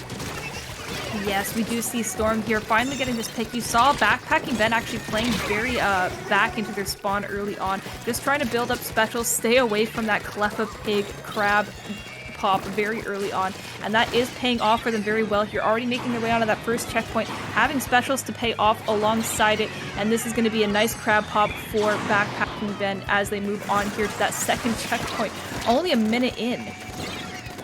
Yeah, both teams continuing to just fight over this corner here. The Zuka not able to get any value. BackpackingBen finding them in a tough situation. But we saw this in the Mictlan set. We see it in this set as well. The 52 gal with that splash wall is so valuable. It turns that losing situation into a winning one. And BackpackingBen manages to use that, swing the momentum in their favor, and they're going to be pushing up into the enemy's bats. Now at the second checkpoint, the Zuka comes online. The Crab Tank on the other side runs out. Oh my goodness. But thankfully, the Crab Tank coming out from Clef manages to break through that splash wall and wipe out all of BackpackingBen. Yeah, finally Bet getting that wipe onto BackpackingBen. This is going to be their chance to get back in here. Not having a lot of special power to sort of back it up right now, but I have no worry in my mind that they're going to be able to build this up as they push that tower. They're going to be getting that special meter filled as quickly as they can. Cleffa Pig going to be popping that crab from the tower directly. That is going to allow them to get some more points onto the board and definitely guarantee that first checkpoint for them here. Storm is having to be forced back up onto the base of BackpackingBen here. And now it's in the hands of them to sort of defend at this point. You see a lot of yellow paint in mid for Bet. That's saying a lot, considering what they're up against. Yeah, Storm on this 52 gal doing a nice job clearing up that right side. Now they have control of the right stack. The Crab's going to make it a little bit difficult for them to push up, and I think specials in this situation can be very useful. We see that help out in the fight on the right side. That stops the two members over there from getting caught alone and getting wiped out. So now we've got a 2v3 situation in the middle of the map, but we've got Simo, on a really, really far flank over there, and they do manage to get a pick, and that's going to put a thorn in BackpackingBen's side there, stop them from the potential push they would have had, and now it looks like it's going the other way. Bet is now the one trying to push into the top left for BackpackingBen. Yeah, BackpackingBen here sort of scrapping, trying to find some specials here to sort of stop Bet at this second checkpoint as best as they can. They do see that Crab Tank. They end it very swiftly with that Try-Zuka here as they pop some specials of their own, getting that pick onto Straw Hat. That is going to be huge for them defending this tower here, and getting another pick once again. Not quite getting the trade onto Simo here. Simo going on a bit of a rampage into the spawn of BackpackingBen, not letting go of this tower just quite yet, getting right back on that and allowing the members of Bet to come back in here without much challenge. Yeah, we still see BackpackingBen locking down this top side though. They've been just holding it extremely well, and as soon as you let go, you can say goodbye to the second checkpoint. You can say goodbye to all your points on the board. This is so important that they hang on for dear life. Pelu gets one pick, but that's not going to be enough. Now Bet has this top corner of the map. They're chasing down, trying to get that checkpoint, and the Zuka gets two, but that's still going to be the lead for Bet rather. BackpackingBen does manage to hang on though. They lost the checkpoint in that situation, which is a really dangerous place to be in, but they still have one last shot at pushing the tower here. Yes, now BackpackingBen has been doing very good with their aggression here, but they're going to have to be very careful coming back into this. Once again, they aren't looking at that many opportunities to get in here. While 48, or 44 rather, is not a very large lead here, Bet does have a lot of tools like that Booyah Bomb as well to sort of deal with that tower very quickly. So they do need to get this before overtime at the very least in order to secure that for them. So very dangerous situations for both teams here. You can't really guarantee a lead like 44 ever on Inkblot. It's a very dangerous map to be trying to guarantee, you know, a win with that kind of lead. But that Soda is going to be coming out once again here. Simo sticking to this left side, just waiting for the members of BackpackingBen to move into him, but getting spotted out by one of the members. Septus coming around here, getting onto the tower from that backside there. Does have that Inksuka at the ready once again. Going to be having to pop that onto the bats, just painting up as much as possible, making sure no one from Bet is sneaking up behind them, popping that here. Not quite seeing Simo on that top left side there, spotting out the others. It's just going to be one hit. It's just him and ToyoBen. They have to get on the tower, and they get picked off in a full wipeout. That is going to be the game for Bet. Oh my goodness. Really great comeback for Bet. They managed to sneak out those couple extra points, and they had that inevitability, all of those specials, and they were able to use them on the tower as well as their superior AoE damage with the Tri-Slosher and the machine to clear it up. But that was looking a little bit hairy there. They managed to stop the tower just a couple points before losing the lead. And I think you got to be careful you don't play too slow when you're trying to defend the tower with some strikes. But Bet knew what they were doing. They stopped the tower in the nick of time. Yeah, I mean, like, Bet just saying, hey, look, we might not look like we're winning for most of these games, but we will clench it out in the last few seconds for sure. You know, that was almost a repeat of, or maybe mirror would be the better word, of that whole Splat Zone's Flounder game. And looking at this map pool here, this could be a impending doom if we get back to that in Game 5. If it does happen, which, you know, from the looks of it now, it very well could happen. Yeah, certainly. But if you recall, I think the Limeade versus BackpackingBen set that happened earlier, BackpackingBen looked very strong on Rainmaker on Undertow. They managed to take control of that left side, get the Rainmaker all the way past that Slick. It's a huge push, and they could certainly do it again, but I think this may be a map where something like Zuka might be a little bit less threatening than it is on some of the larger maps. Similar things coming out from both sides, kind of sticking with their guns here. We'll see how teams are going to approach this, whether they're going to opt for that left side or just the quick takes here. But the Crab comes out super early, and Storm falls victim to the bomb on the Crab. Yes, an eye for an eye here. One member of each team going down here. We're seeing very equal fights happening on this left side of mid. You know, we know that you know, one member of Bet had sort of snuck into that corner there. Simo backing off, giving them the illusion that he was still there, which is a good idea. Getting that trade onto Septus is actually going to be huge here. They might be able to push this all the way to that first checkpoint. You know, BackpackingBen not being quite prepped for it this early on into the game. So that is going to give Bet a very free path early on. Straw Hat here applying a lot of pressure. That Booyah Bomb is going to be crucial for them moving this Rainmaker up. Already getting out of this plat here. Lucina is going to be going down, but taking down to the 27 lead with her. Yeah, it's going to be a big push to start out, but it's not over yet. That's Delta on the machine, leading the way, getting 3 picks and a 4th Bet. Oh my goodness. What a game. That was so fast. I've never seen a close set have a game this fast on, you know, Rainmaker on this map. This is not a map that ends that quickly, ever. Jesus.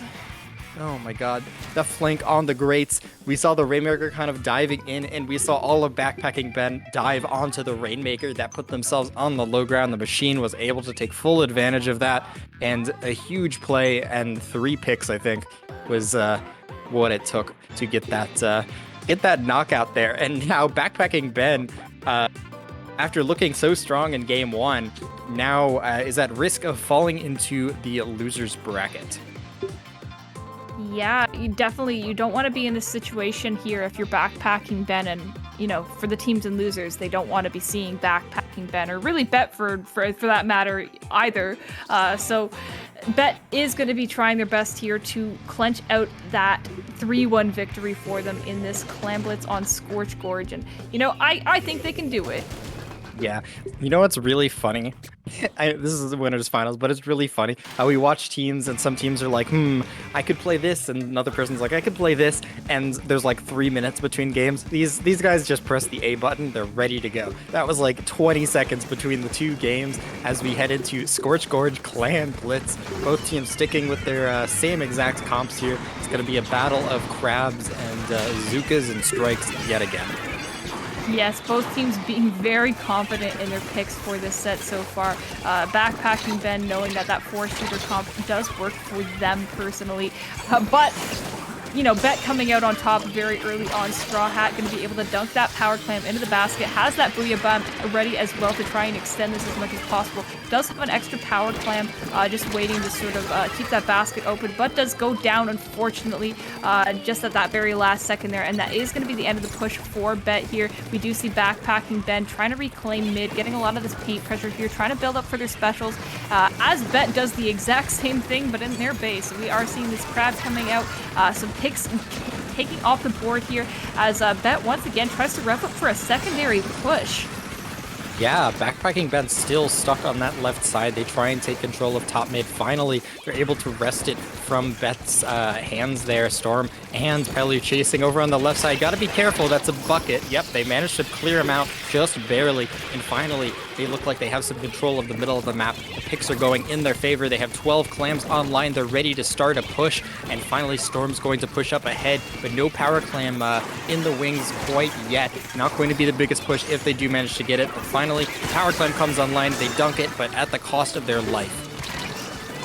Yes, at the cost of their life, but they do have that crab playing very aggressively into the base of Bet here. Straw Hat going to be able to get behind it there, but they have started to challenge this lead a little bit.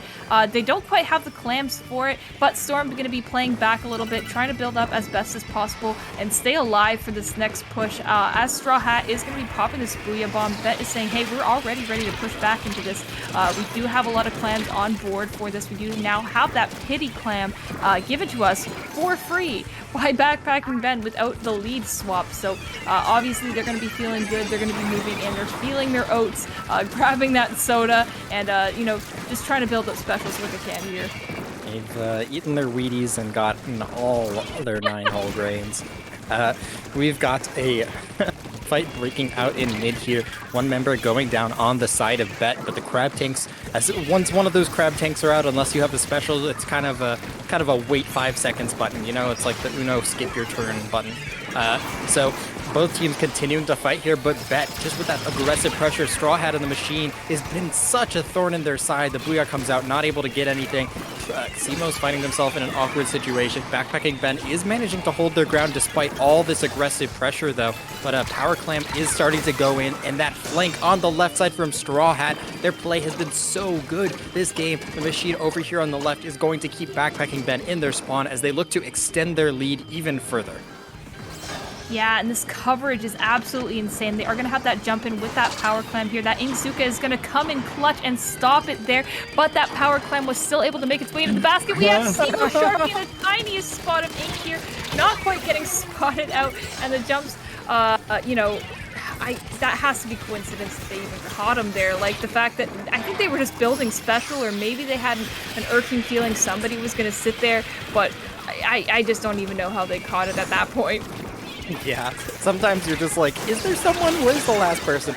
Oh my goodness. But suddenly, BackpackingBen just storming in with 2 power clams and looking to get that third one in, not able to get it in this situation. But nonetheless, that's a big push. It's a lot of penalty points off the board, and they have the clams and multiple members alive, gearing up for yet another push. Oh my goodness, nearly falling victim to that Zuka. It's only going to take one more big push if BackpackingBen wants to take back that lead here, and now Bet finds themselves on the back foot. They need to stop this by any means necessary as they have multiple power clams online, and it looks like they're managing to do just that. these power clams just going to be sitting here under the basket. I'm not even sure how they were able to retrieve that here. Going to be able to make another one in order to save that overtime for them as well, and give themselves another chance in the end game to sort of retrieve that lead for themselves and stay alive in this tournament a bit longer.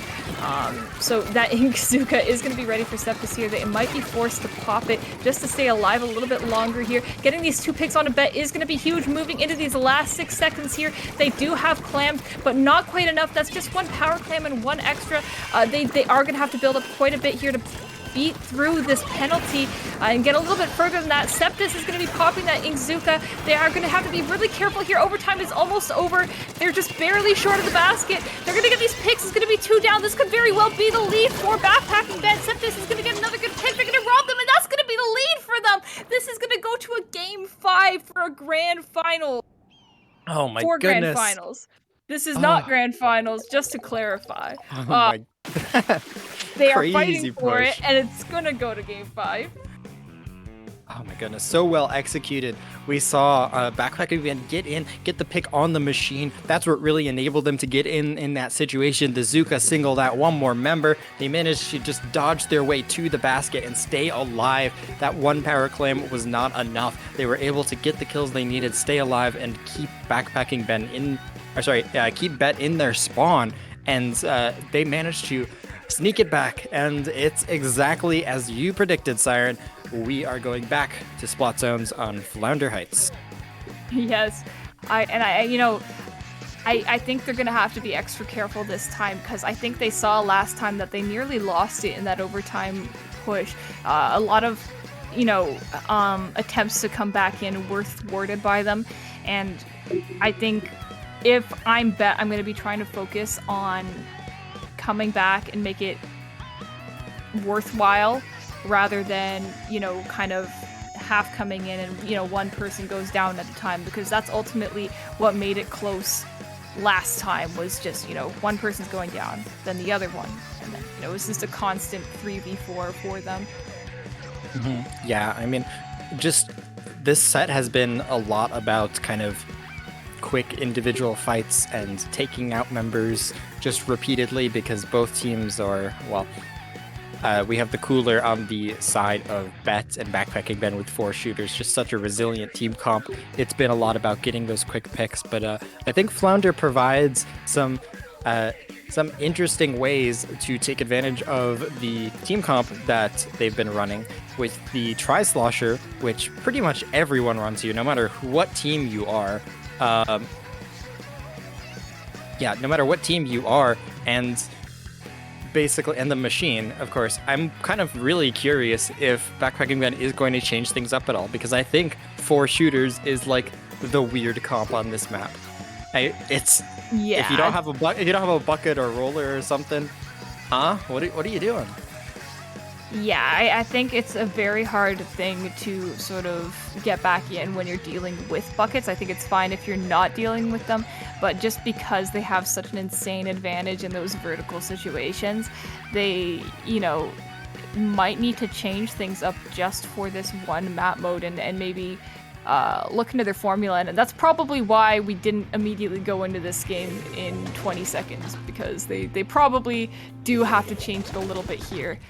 And yes, they did actually storm swapping into that bucket, so that took some processing time, a little bit of a loading moment for them to figure that out.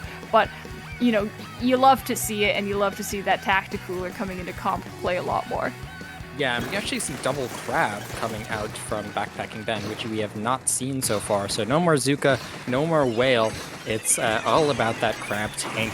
We see Simo shorking over on this left side, trying to get a sneaky pick on that crab, as both teams will just hold their zone. Once those crabs come out, neither team wants to push for a while, but despite all the terrain, Simo's unable to get a pick. BackpackingBen coming out with a little bit of control here, already getting the first cap, but they're not quite able to push it any further. They're all stuck under the map now. What are they going to do from here?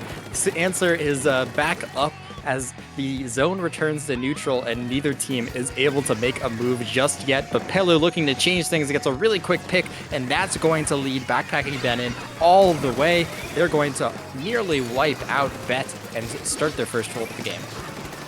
Yeah, so that is going to be a really good lead for them very early on. They do have these specials at the ready, which they are going to be holding and trying to sort of wait out Bet to see if they'll approach them first before popping these kinds of things. That Soda is at the ready. They are popping that crab to sort of contest the one coming out of Bet on their side as well. The points are ticking down, and that left zone is getting fought at quite a bit. These ink strikes are coming out. The Soda's finally coming out for Bet as they get back onto this, but somehow BackpackingBen has been able to paint over it this entire time and just pick down as many points as they possibly can. And once again, another crab coming out, and that is going to be a near wipe onto the side of Bet. This could very well be a lockout situation. Bet has to be very careful about coming back in here, as we discussed before the game even started. And that is going to be 2 members down. They are being very careful about this reapproach. It's just going to be that one splash-o-matic, but it looks like with that drop there, that is going to be the end of it. They're going to be able to cap that zone for free there, after Pelu backs off. So that is going to be Bet staying alive in this set a little bit longer here.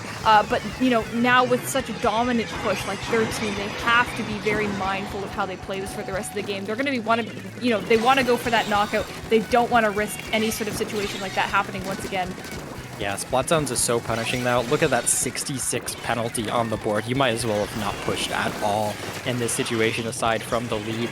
And we saw that all happen because members of BackpackingBen tried to drop down and get the picks they would need to get a full wipeout. And that kind of cost them in that situation. Now they're stuck on the back foot. Pelu managing to get a crazy pick on the Tri-Slosher. That's a really difficult spot to get that. And ToyoBen now trying to make their way into the zone as the zone rolls back to neutral. Multiple members of Bet trying to hold down the middle of the map. Lucina gets a 180 and manages to get a really clutch kill. Now Straw Hat with a pick. They're just going either way. And while this is all happening, the timer continues to count down.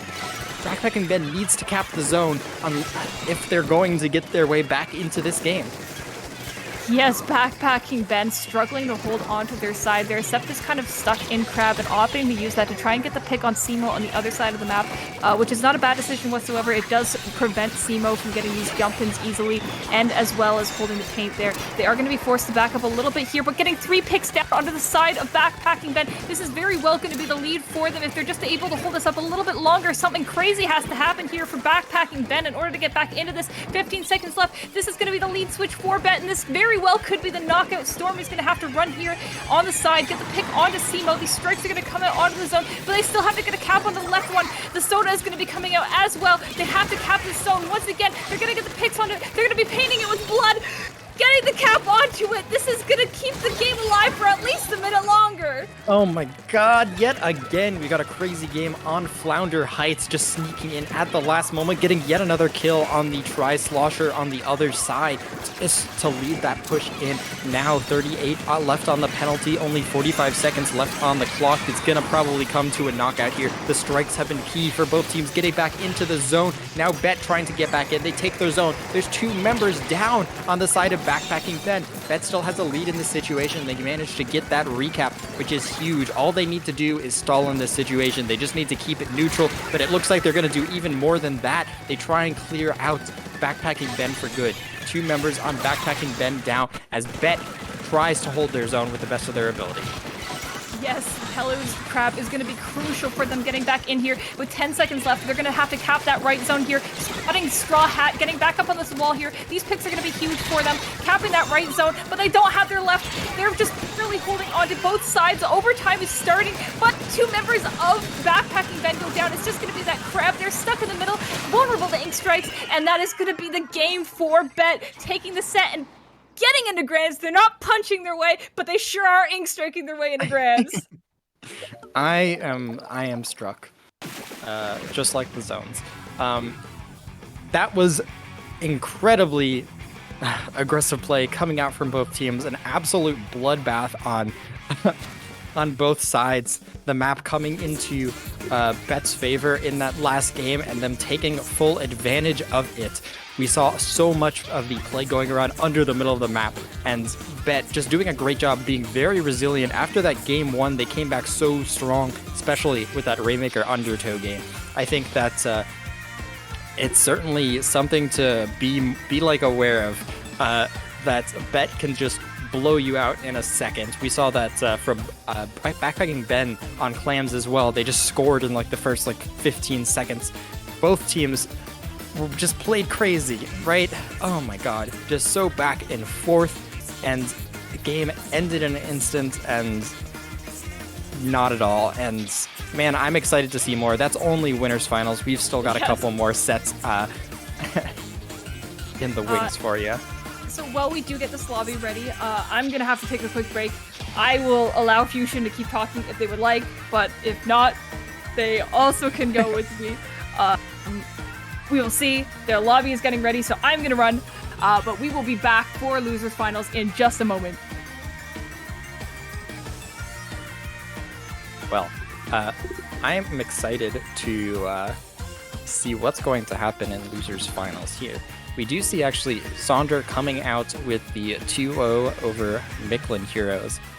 While Siren is out, we can think about what's going to be happening here for BackpackingBen versus Sonder. I'm not sure who is playing for Sonder today, but typically I believe they run Wiper, Machine, and mayhaps a Splash-O-Matic, a little bit of Splash to sprinkle in here and there. Could have a little bit of Crab Tank as a treat. Yeah, but a sort of different angle from what we've been seeing from BackpackingBen and Bet. I believe that Sonder, well, if Shy is playing, they may have a Charger or Bow, but I'm not sure if Shy is in there tonight. It's always a little bit difficult when you have teams with 5 players. You never really know what you're gonna get, which can both be a blessing and a curse. How's everyone in the chat doing tonight? I hope everyone has enjoyed the set so far. I think the tournament has been crazy. It was definitely crazy up to top 4. Top 4 seeds making it to top 4, but there's certainly been some crazy back and forth games, especially with BackpackingBen taking down Sonder. We're about to see a rematch of those two in losers finals here, so they could perhaps get a little bit of revenge. Oh, sweet! I am back. I'm excited because, as I said earlier, I really wanted to see that set, but I didn't get to see that set. So we do get to see it now, at least the run back. And maybe in this time, Sonder has been watching, doing some research on what they're seeing. They have first-hand experiences as well going into this. So that should help them, but it is just going to be a best of 3? Ooh. Yeah. It's only a best of 3 situation. Do you happen to know if Mr. Shy 3K is playing tonight? He is out watching the Mario movie. Yo, so no. Okay, that's... I can't tell whether or not I'd rather win a tournament or watch the Mario movie. It's well, tournaments I think only happen every once in a while. Mario movie is forever. It's true. But it just happened to line up on proving grounds for him, so that's why you got a team of 5 members. So 5th one could have a special night to go watch the Mario movie. Mm-hmm. So what has Sonder been running? They run Wiper, Machine, and Splash, right? Yeah, I mean it's usually pretty typical. When Shy is not playing, there is somebody else, I believe, who can play Anchor. I think sometimes they have Soon play with them. Oh, Soon. That's right. But I don't think that's what's happening tonight. I could be wrong. Yes, it's just the other roster. So we are seeing that bucket coming out of Toast to the Machine, rather. And once again, this, I guess, signature comp of BackpackingBen with the 4 shooters on Mako zones that can be a little bit threatening. But once again, Toast is very strong on that machine, and it's a very strong pick on this map overall. So maybe that can sort of clutch things through a bit. Yeah, Viper with that crazy aggressive pressure and an absolutely insane main weapon, and Henlo, an absolutely insane player, going to be able to just roll and run down the enemy team. That's exactly what's happened so far. 20 seconds into the game, and BackpackingBen already full wiped back in their spawn. One of the members got out alive, which means they're going to have some specials to get back into the map. Both teams rocking that splash and the slightly off flavor Splash Neo, which means both have a crab and a crab answer, which, oh my goodness, the Booyah on the wall nearly getting it, but yet BackpackingBen is still having a difficult time getting in, but it looks like they found their break. Yes, BackpackingBen finally finding their way in here. Getting that pick onto the crab is going to be big for them. We do see other members like Henlo finally jumping back into that zone there, contesting them quite a bit. And these points are still ticking down for them, but Sonder is doing a great dent into the aggression here. 2 down onto the side of BackpackingBen as these strikes are coming out in almost, I guess, like a get kind of way. So now Sonder has no choice but to sort of play this maybe a little bit more slow than they were planning on. Yeah, Sonder does manage to take back the zone, but they don't find themselves in the greatest advantage state now. One of the members trade on both sides. The crab tank comes out on the other stack. Toast ends up going down in the middle of the map to Septis. And now BackpackingBen looking a little bit stronger. They have control of the middle of the map. They have the flanks on lockdown. And this is going to be a huge opportunity. Once they lock down this stack, they're going to be able to control and stop Henlo from flanking, which they're just going to try and run their way in through the middle of the map. The hammer, that buff coming in, getting yet another pick. Going to be a difficult situation for BackpackingBen to survive here. Henlo trying to get that kill, not able to get another just yet, but that's going to be enough for Sonder to take back the zone. I never realized just how threatening Hammer is in the middle of a Booyah bomb when you can't see it and you don't know where it's approaching from until just now. But that Viper doing absolute work on this left side here, doing its best to try and clear that stack of Sonders on that right side there. A lot of members of BackpackingBen have just sort of set up camp there, and we haven't been seeing Sonder approach from that angle very much this game as a result. And, you know, once again, losing that lead, and they are going to have to be very careful moving in here. It is just going to be Toast on that machine. Getting that pick onto the splash is going to be helpful, but when there's only 25 seconds left to get back in, they know it's their only shot at this point. Yeah, they're going to need to make a move. The Booyah comes out. That's going to force people off of the left side. Henlo trying to get in with that hammer, but it's still a hammer. It's not quite able to do enough, but still Sonder has a lot of paint on the zone. And they do manage to swing it back in their favor. BackpackingBen nearly had the game there, but unfortunately they were not able to cap it in time. They're going to have to try again to cap it as Sonder tries to get those points on the board that they need. They're going to need a very strong lockout as BackpackingBen is resilient. They just continue to keep coming back in. They're never getting totally wiped out, and already the zone flipped back in their favor. Back yet again, they're trading on both sides on the zone. You know, someone's going to have to spawn camp someone else if Sonder is going to want to end this game. Yes. Scrub getting spotted from behind there by Septis once again. Toast is going to have to work hard to get onto this right side here, and I'm just surprised we've really rarely seen Sonder take this left route. Going to be having to pop that Booyah bomb in order to deal with them, but that is going to ultimately result in basically a near full wipe onto the side of BackpackingBen. Sonder is back in this with 1 minute left. They have very low penalty here. They can play this safe and just hold on to as much space as they can here. These suction bombs are going to be doing work on holding them back. But once again, you know, BackpackingBen playing this very slowly and carefully in the last few seconds of this game. Oh my god, we saw the hammer come out on the crab tank on the left that knocked that crab tank, the member out of the crab tank. Sonder still holding the zone. Running through the zone is the 52 gal. That's going to be Storm getting a very nice pick. A huge pick is going to help BackpackingBen get back the zone there. They clean out Henlo. Now it's just the machine, and BackpackingBen going to reassert their control of the zone. And Sonder still has a lot of points on the board. BackpackingBen does not have much of a penalty, though. They're going to need to make a move if they want to dislodge BackpackingBen here as the time ticks down. The strikes come out. Henlo running through every single strike, not able to get it in time, and that's going to be game one going to BackpackingBen. Yeah, Ben just able to hold control for so much longer in that game. You know, we did see sort of these brief moments for Sonder where they were able to hold on themselves. But it just felt like BackpackingBen had a solution for everything, and maybe just had a bit of a clutch factor for a bit longer and was able to deal with Sonder coming in a little bit easier than the reverse of that.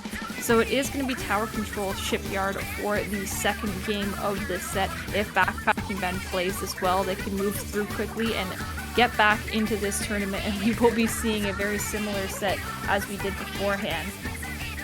Yeah, tower control Sturgeon Shipyard is certainly a map that can be knocked out very quickly. If Sonder's not able to do anything, we will be seeing BackpackingBen versus Bet yet again in Grand Finals. So they're going to have to make something happen here. And I don't know about you, but it sort of felt last game like BackpackingBen was just kind of able to run at Sonder.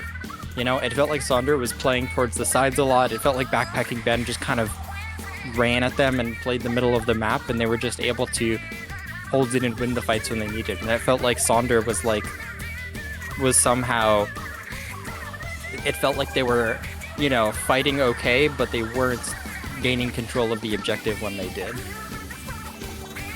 Yeah, I mean, that's basically the summary of how Macromart tends to go. Some teams just have better holding power and better specials to do it with. And that could definitely change for a mode like tower control, where the objective is constantly moving around. It is going to force BackpackingBen into positions that might not always be optimal for their comp, which is, of course, that 4 shooters there. We are just seeing 1 crab coming out from them. So not a lot of staying power, I would say, for one spot.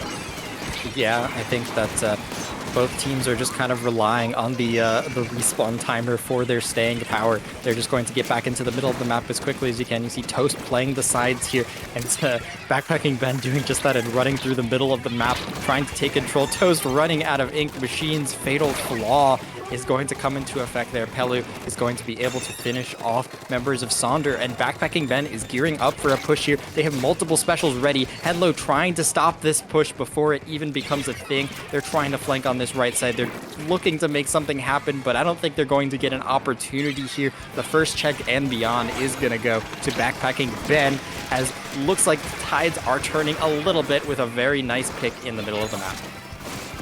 Yes, Henlo going to be popping that stamp from well behind, getting a great pick onto Storm there, spotting that jump in and getting ready to sort of deal with that, getting the great one-shot kill onto Pelu as well, and it, you know, is going to be going out in that, but I think that is a very good trade, very advantageous for Sonder overall here. This is kind of crazy because BackpackingBen went 3 down while pushing the tower. Sonder kind of was in the middle of the map very quickly afterwards, and still BackpackingBen manages to get back in the middle of the map as quickly as possible. Like, they're all 4 up before Sonder even gets in.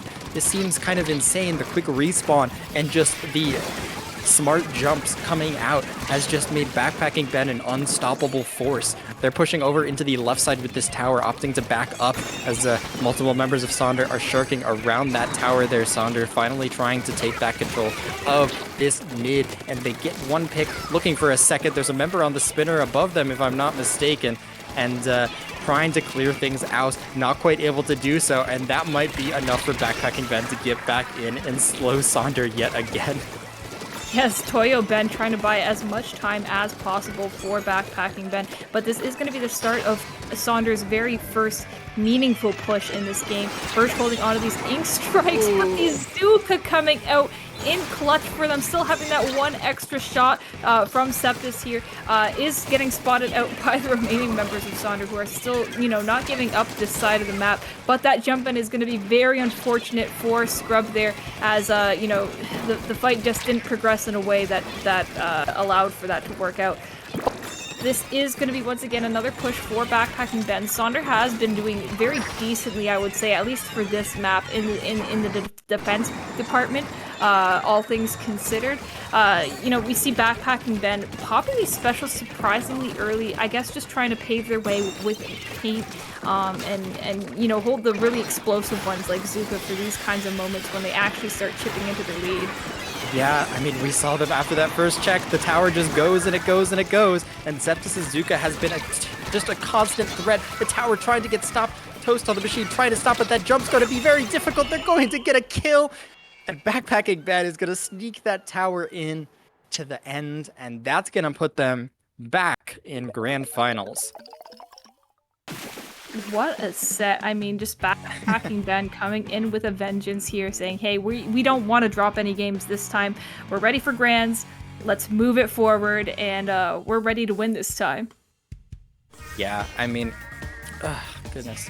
That was just so fast-paced. Sonder was like doing just fine, but as soon as that checkpoint's gone on this map, it's all downhill from there. And BackpackingBen knew exactly that. They got up into the top right and managed to space Sonder out all the way back into their spawn, unable to do anything from that situation. So props to BackpackingBen knocking off the first seed in the tournament, Sonder. So now it looks like it's going to be Bet versus BackpackingBen in grand finals. So Bet only needs to take that one set to win the game. BackpackingBen is going to have to do it twice if they want to punch their ticket into. I don't know. Why are we punching so many tickets? I don't know. We're gonna slap the ticket. We're gonna. I don't know. Rip it into shreds and eat it. We're gonna get that Sendo ink badge. Oh, that's what we want. You want the Proving Ground Sendo ink badge. Yes, that is classic. Everybody strives for one of those. Sometimes you gotta make your own tournament so you can win it and get your own Sendo.ink badge. But yeah, I'm looking to get it the fair way. Stones. Well, actually, like 5 different Hammerhead bracket Infinity Let's Stones. go. That's a different topic. That's about me. This is about Bet and BackpackingBen. And I had a bit of an irking feeling last time we saw this in winners finals that this would probably be the set we would be seeing in grands as well. But I have to wonder if BackpackingBen now has a bit of momentum going for them. They just took a really good 2-0 set over Sonder. They did it earlier in the tournament, but a lot more convincing this time around, I'd imagine. And they have more experience as well playing against Bet, and it really went down to the wire last time. So I think maybe they have it in their heads that they can change things a little here.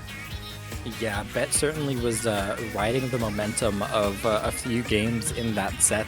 They managed to clutch it out in the end, but BackpackingBen certainly looks very strong off of that set with Sonder 2-0, very clean. And, this could certainly go either way, and I wouldn't be surprised if they kind of kept us glued in our seats for 10 straight games. Yeah, I think that could very well happen, and low-key, I hope it doesn't, but the viewer in me wants it to. Like, I want to be able to watch this back and go, this is a great set. Things really close.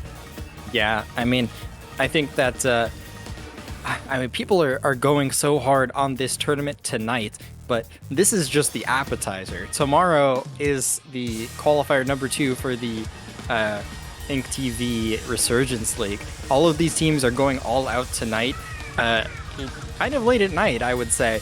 And if they need to be up bright and early to warm up with their team for the tournament tomorrow, which is going to be streamed on Ink TV as well as here and as well as Dapple and Splatoon tourney. So these teams are certainly fighting for a lot, but gotta make sure they don't tire themselves out for tomorrow. Are you able to translate what Popgun said in stream coordination to Canadian to me? This is the fried pickles and ranch to the main course tomorrow. I have never had fried pickles and ranch. We might be able to talk to Shiny Pikmin. They may know more about fried pickles and ranch. But that sounds like an appetizer. Why do I feel like Shiny probably has like a bucket list of food they have and haven't had with ranch? Oh, it's an appetizer. Okay. Thank you, Lily. They probably have a bucket list of it's just a bucket full of foods. It's just a bucket of ranch. Yes, a bucket of They ranch. just dip their whole hand You dip the in. pickles in. Probably. Oh, goodness. And here we are.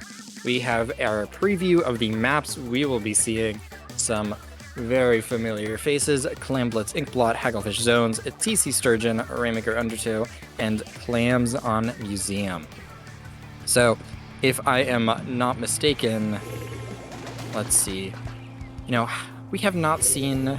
Man, I'm already getting mixed up on all of these sets so far. I don't think we've seen these two teams. We haven't seen these two teams play on. I do not see. Clams Inkblot. No, I don't think we see. No. We don't perceive. There's no perceiving going on. I think we saw them on Inkblot Tower, but not on Clams. Yes, we did. We did see on Inkblot Tower, but both of these teams are going to have to perceive a way to win the game here, and the Zuka shots as well as the Crab combining in their effort to take out members of Bet 3 down, but there seems to be a sneaky flank on the other side from Straw Hat that's going to stop BackpackingBen from turning this into a push on their end. Yes, and they are still holding on to a lot of clams here. They are going to be ready once they do sort of get a push going if they're able to. But at this point in time, they have had to put that on hold just to sort of deal with the impending situation with Bet kind of getting into their faces here. Simo pushed all the way up, has that soda at the ready, is making that power clam with the help of Cleffa Pig, but said, hey, can you hold this for me? Like, I'm gonna go do Simo things on the right side of the map, and I don't want them to notice me. Oh yeah, but it looks like we're seeing more Straw Hat things on the right. They're not able to get it. All of Bet gets backed up into their spawn. This 52 gal is going to be able to hold their ground with that splash wall, lead the first power claim of the game in, and that's going to be a score for BackpackingBen. They only get the 1 and 1 or 2 extra clams on the board that could have been significantly worse, but Bet managing to stay alive, stay on that high ground, and stop the push before it turns from bad to worse. Storm in a very sneaky position, not able to, they get called out and they're not able to do any more from there. So Bet looking to get themselves on the board, not too far behind. Yes, and now Bet is playing very much in the faces of BackpackingBen. We are seeing this Crab being popped very far up into the map here. The Killer Whale is going to be coming out to try and contest that as best as possible, but not quite able to shred through Cleffa there. Lucina is going to be moving in on this left side here, does have that power clamp, but BackpackingBen is not holding off on the defense whatsoever here, has no problem popping these ink strikes to get rid of them, and Storm is just going to be forced to shark and try and get these picks on a Clef with that power climb while they still can, and try and, you know, build some insurance for them later on. There's a little bit of sharking in this game that's going on, and it's like they're holding the power claim. They have cooler. It's like they have a giant target on their back and a bunch of like YouTube clickbait thumbnails with arrows pointing at them, and they're sharking on the wall. Like, are they gonna see me? And it's like, yes, they're gonna see you. Yes, this is a timer, but the timer seems to be on whether or not backpacking or when BackpackingBen is inevitably going to get one of these big pushes. Bet has had a couple weak pushes so far, and BackpackingBen certainly had more well put together pushes, but it's going to get stopped before it even begins. The machine doing a lot of work on that right side, and Straw Hat finally, getting yet another kill, and that's going to open the way for Bet to get a push started here. Yeah, I mean, look at these picks coming out from them as well. They are coming back in here. They know they don't have that much time left. They want to get a very worthwhile push. Getting a trade on a Storm is not going to be ideal there when you're holding that many clams, but it is still going to work for them. That is going to get them the lead as well, but they do need to hold this a little bit better. I think, you know, just one power clam being in the way of BackpackingBen taking that back is not going to be enough for teams that are playing this aggressively here. Yeah, this is not a difficult to score on map. It's usually big pushes come out pretty frequently. Simo finding themselves between a strike and another strike. They're not going to be able to get out of that situation there. But BackpackingBen holding all the clams, wondering what to do with them. They're trying to get a push started, but nothing's happening. And while they're figuring things out, Bet manages to rush them down and get a pick. And it looks open, but it's definitely not. Storm on that 52 gal is going to stop it. The Crab, though, is going to punish that drop. They're going to get 2 picks out of this. The Power Clam is going to go into the basket. This could be the start of a huge push for Bet. Yes, now Septus on that top right here, trying to rain as much defense as they can, kind of playing damage control, trying to prevent Bet from getting any more points than they currently have. 48 is pretty decent, but again, with a map like this, it's definitely not something that is super hard to challenge, especially when you're in a position like BackpackingBen is right now, having those 2 power clams, getting 2 picks, Storm's getting ready under that basket, that Zuka's going to be coming out to try and deal with Cleffa up on that top right corner there. Getting the pick on a Cleffa is going to be huge. This is now just 1 by 1. Members of Bet are going to be going down. That power clam is not going to quite make it to the basket in time. Kelly was going to have to throw a few clams in there, but not quite enough. Even if they got another one, it would still just push them to 49. They are going to need another power clam here, but overtime is already done. That is going to be the game for Bet with such a comparatively small lead. Oh my god. At the end of the game there, they ran for the basket with that power clam. It's so tempting. You're like, we just need the one clam, just go, go, go, go. And everyone is shooting at that power clam that's sitting on the floor. It's, man. Bet just locked that power clam down. BackpackingBen was not able to do anything about it. And just a very difficult game push-wise for BackpackingBen, which we hadn't really seen before. I don't think we saw too much in the previous set. So we're going to be seeing Hagglefish zones, which I think we did see. We did, yes. Yes, which we did see in the previous set between these 2 teams. Yes, and I believe last time this was BackpackingBen's really strong game, where they very consistently had these good pushes in.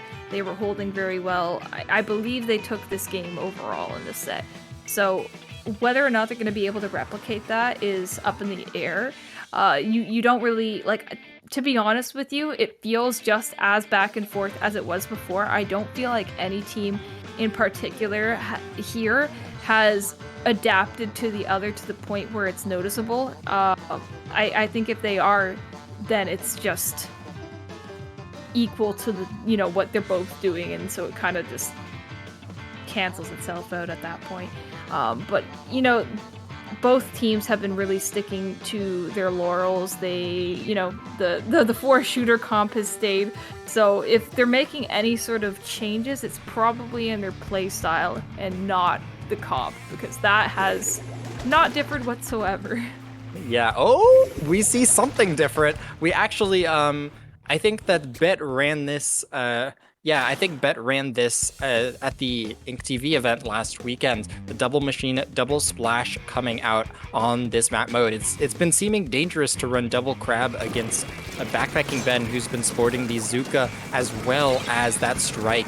And the double machine looks to stop those shooters from rushing down the middle of the map. The crabs battle it out. The strikes seem to be the deciding factor, which slow down both teams here, but it looks like BackpackingBen manages to catch out the machine who was flanking and neutralize the zone, but actually Bet managing to respawn and come back in quicker than BackpackingBen.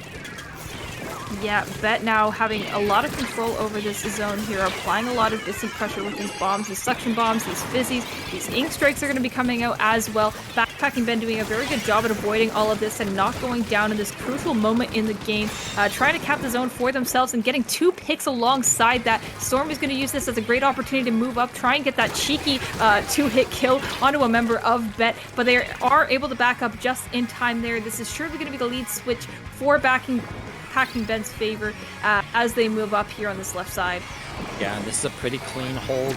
This is looking different than what we've seen before, but two well-coordinated specials, the Crab and the Booyah Bomb, come into the zone. The strikes come in as well. The zone's going to flip back, but all the BackpackingBen survives the ordeal. The Crab's going to come out on their other side. A flank comes out. They're aware of it, but you're not going to be able to deal with the machine around the corner. Yet another member is by that machine. They're still going to manage to get a kill out of that situation. Simo is going crazy here, but Septus' Zuka still manages to save the day yet again for BackpackingBen.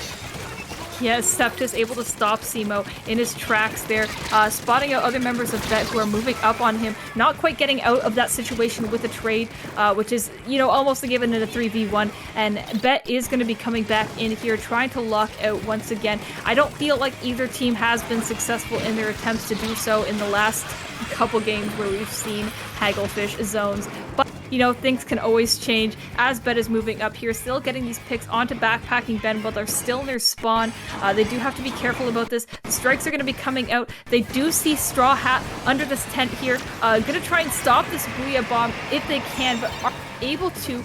This is a very dire situation for BackpackingBen with only 4 seconds left on the timer. They're going to have to at least neutralize it, but only Toyo Ben is going to be there painting that zone. It's just not going to be enough, and that is a strong game for Bet. You can barely tell what side was theirs to begin with. My goodness, Bet looking like a different monster after that first set in winners finals. It feels like they've figured things out. We saw Straw Hat yet again, and Simo as well, sitting under that tent, and that was really detrimental to everything BackpackingBen was trying to do. You're not able to drop there against a machine. The same thing goes for if they had a Splatana or Blaster or something. That spot is really, really just difficult to get those kind of AoE weapons from. And you can't really turn around to go fight it because then the Crab taken zone gets you. So really well positioned there from Bet, and BackpackingBen just couldn't get in with that with that member, the machine sitting under it. It's something that if they had another opportunity, if they had a little bit more time on the board, they would have been able to come up with a strategy against. But time is running out as we head to game 3 of Grand Finals. Bet looking to take the tournament on tower control Sturgeon. Yes, and very strong map mode for them here. It is worth noting, in my mind at least, that BackpackingBen just came out of that losers finals match with the exact same map mode, of course, tower control on Sturgeon Shipyard, and they had a very promising game there. Whether or not they're going to be able to replicate that against Bet is a different question altogether, as they are playing like absolute monsters. Sticking to this double bucket, double splash comp, once you know it works, it definitely works, and that's a lot of paint, and that's a lot of angles to work with here. Yeah, it's certainly a well-rounded comp on both sides, but tower control, of course, yet again going to be favoring weapons like the machine. So we'll see how teams are going to be able to use it. It's going to be all about that second checkpoint. If you can get the tower into that corner and stay alive, you can win the game. Simo already on that tri-slusher, able to get a nice pick. Septus finally being forced out there. Storm getting chipped on the way back, but they're going to survive the encounter. Simo now with an AoE weapon up on this snipe here. The bucket is going to be able to do a lot of work, keep members of BackpackingBen back. But nonetheless, those strikes are going to come out, lead BackpackingBen all the way into the middle of the map, and give them a shot to stop the checkpoint here. Yeah, and Straw Hat is going to be moving up here with that Booyah Bomb, is trying to look behind the tower as well, just to make sure all angles are safe. I love when members play bodyguard to tower like this, because they know with aggressive teams they are just going to be rushing it, pushing it down to 30, not a single point on the board for BackpackingBen at this point in time, and they are struggling quite a bit as they are getting into the crunch time. This could be it for the tournament. They are down to 16 points already. There is not a singular checkpoint in the way. That Booyah Bomb is going to be coming out, almost taking some members of BackpackingBen with it, but they are able to clench through it just a little bit longer and stay alive in this tournament. just barely hanging on for dear life. There are no checkpoints in between Bet and victory at this point. Simo getting 2 kills, dropping into Fight Club, managing to survive, and that's going to allow Bet to get back into the middle of the map. They're going to be able to get to the tower, get ready to push again. Pelu goes down, and now 2 down in a really difficult situation. Straw Hat's over on the right. Cleffa's on snipe. Cleffa has the crab tank. This is only going to turn from bad to worse. There's 1 pick over on the right side, the crab tank on the top, the tower's rolling into the final, and that's going to be very difficult to stop. Pelu doing everything they can to try and stop it, but the red carpet has already been rolled out. Bet is going to get that tower all the way to the end and take the tournament. Proving Grounds 10 goes to Bet. And I think Bet there, of course, knew that this was going to be match set point. They were not going to be leaving with anything other than that, and they were not compromising in Sturgeon Tower control. They felt that they could just get that knockout there, and that's exactly what they went for and got.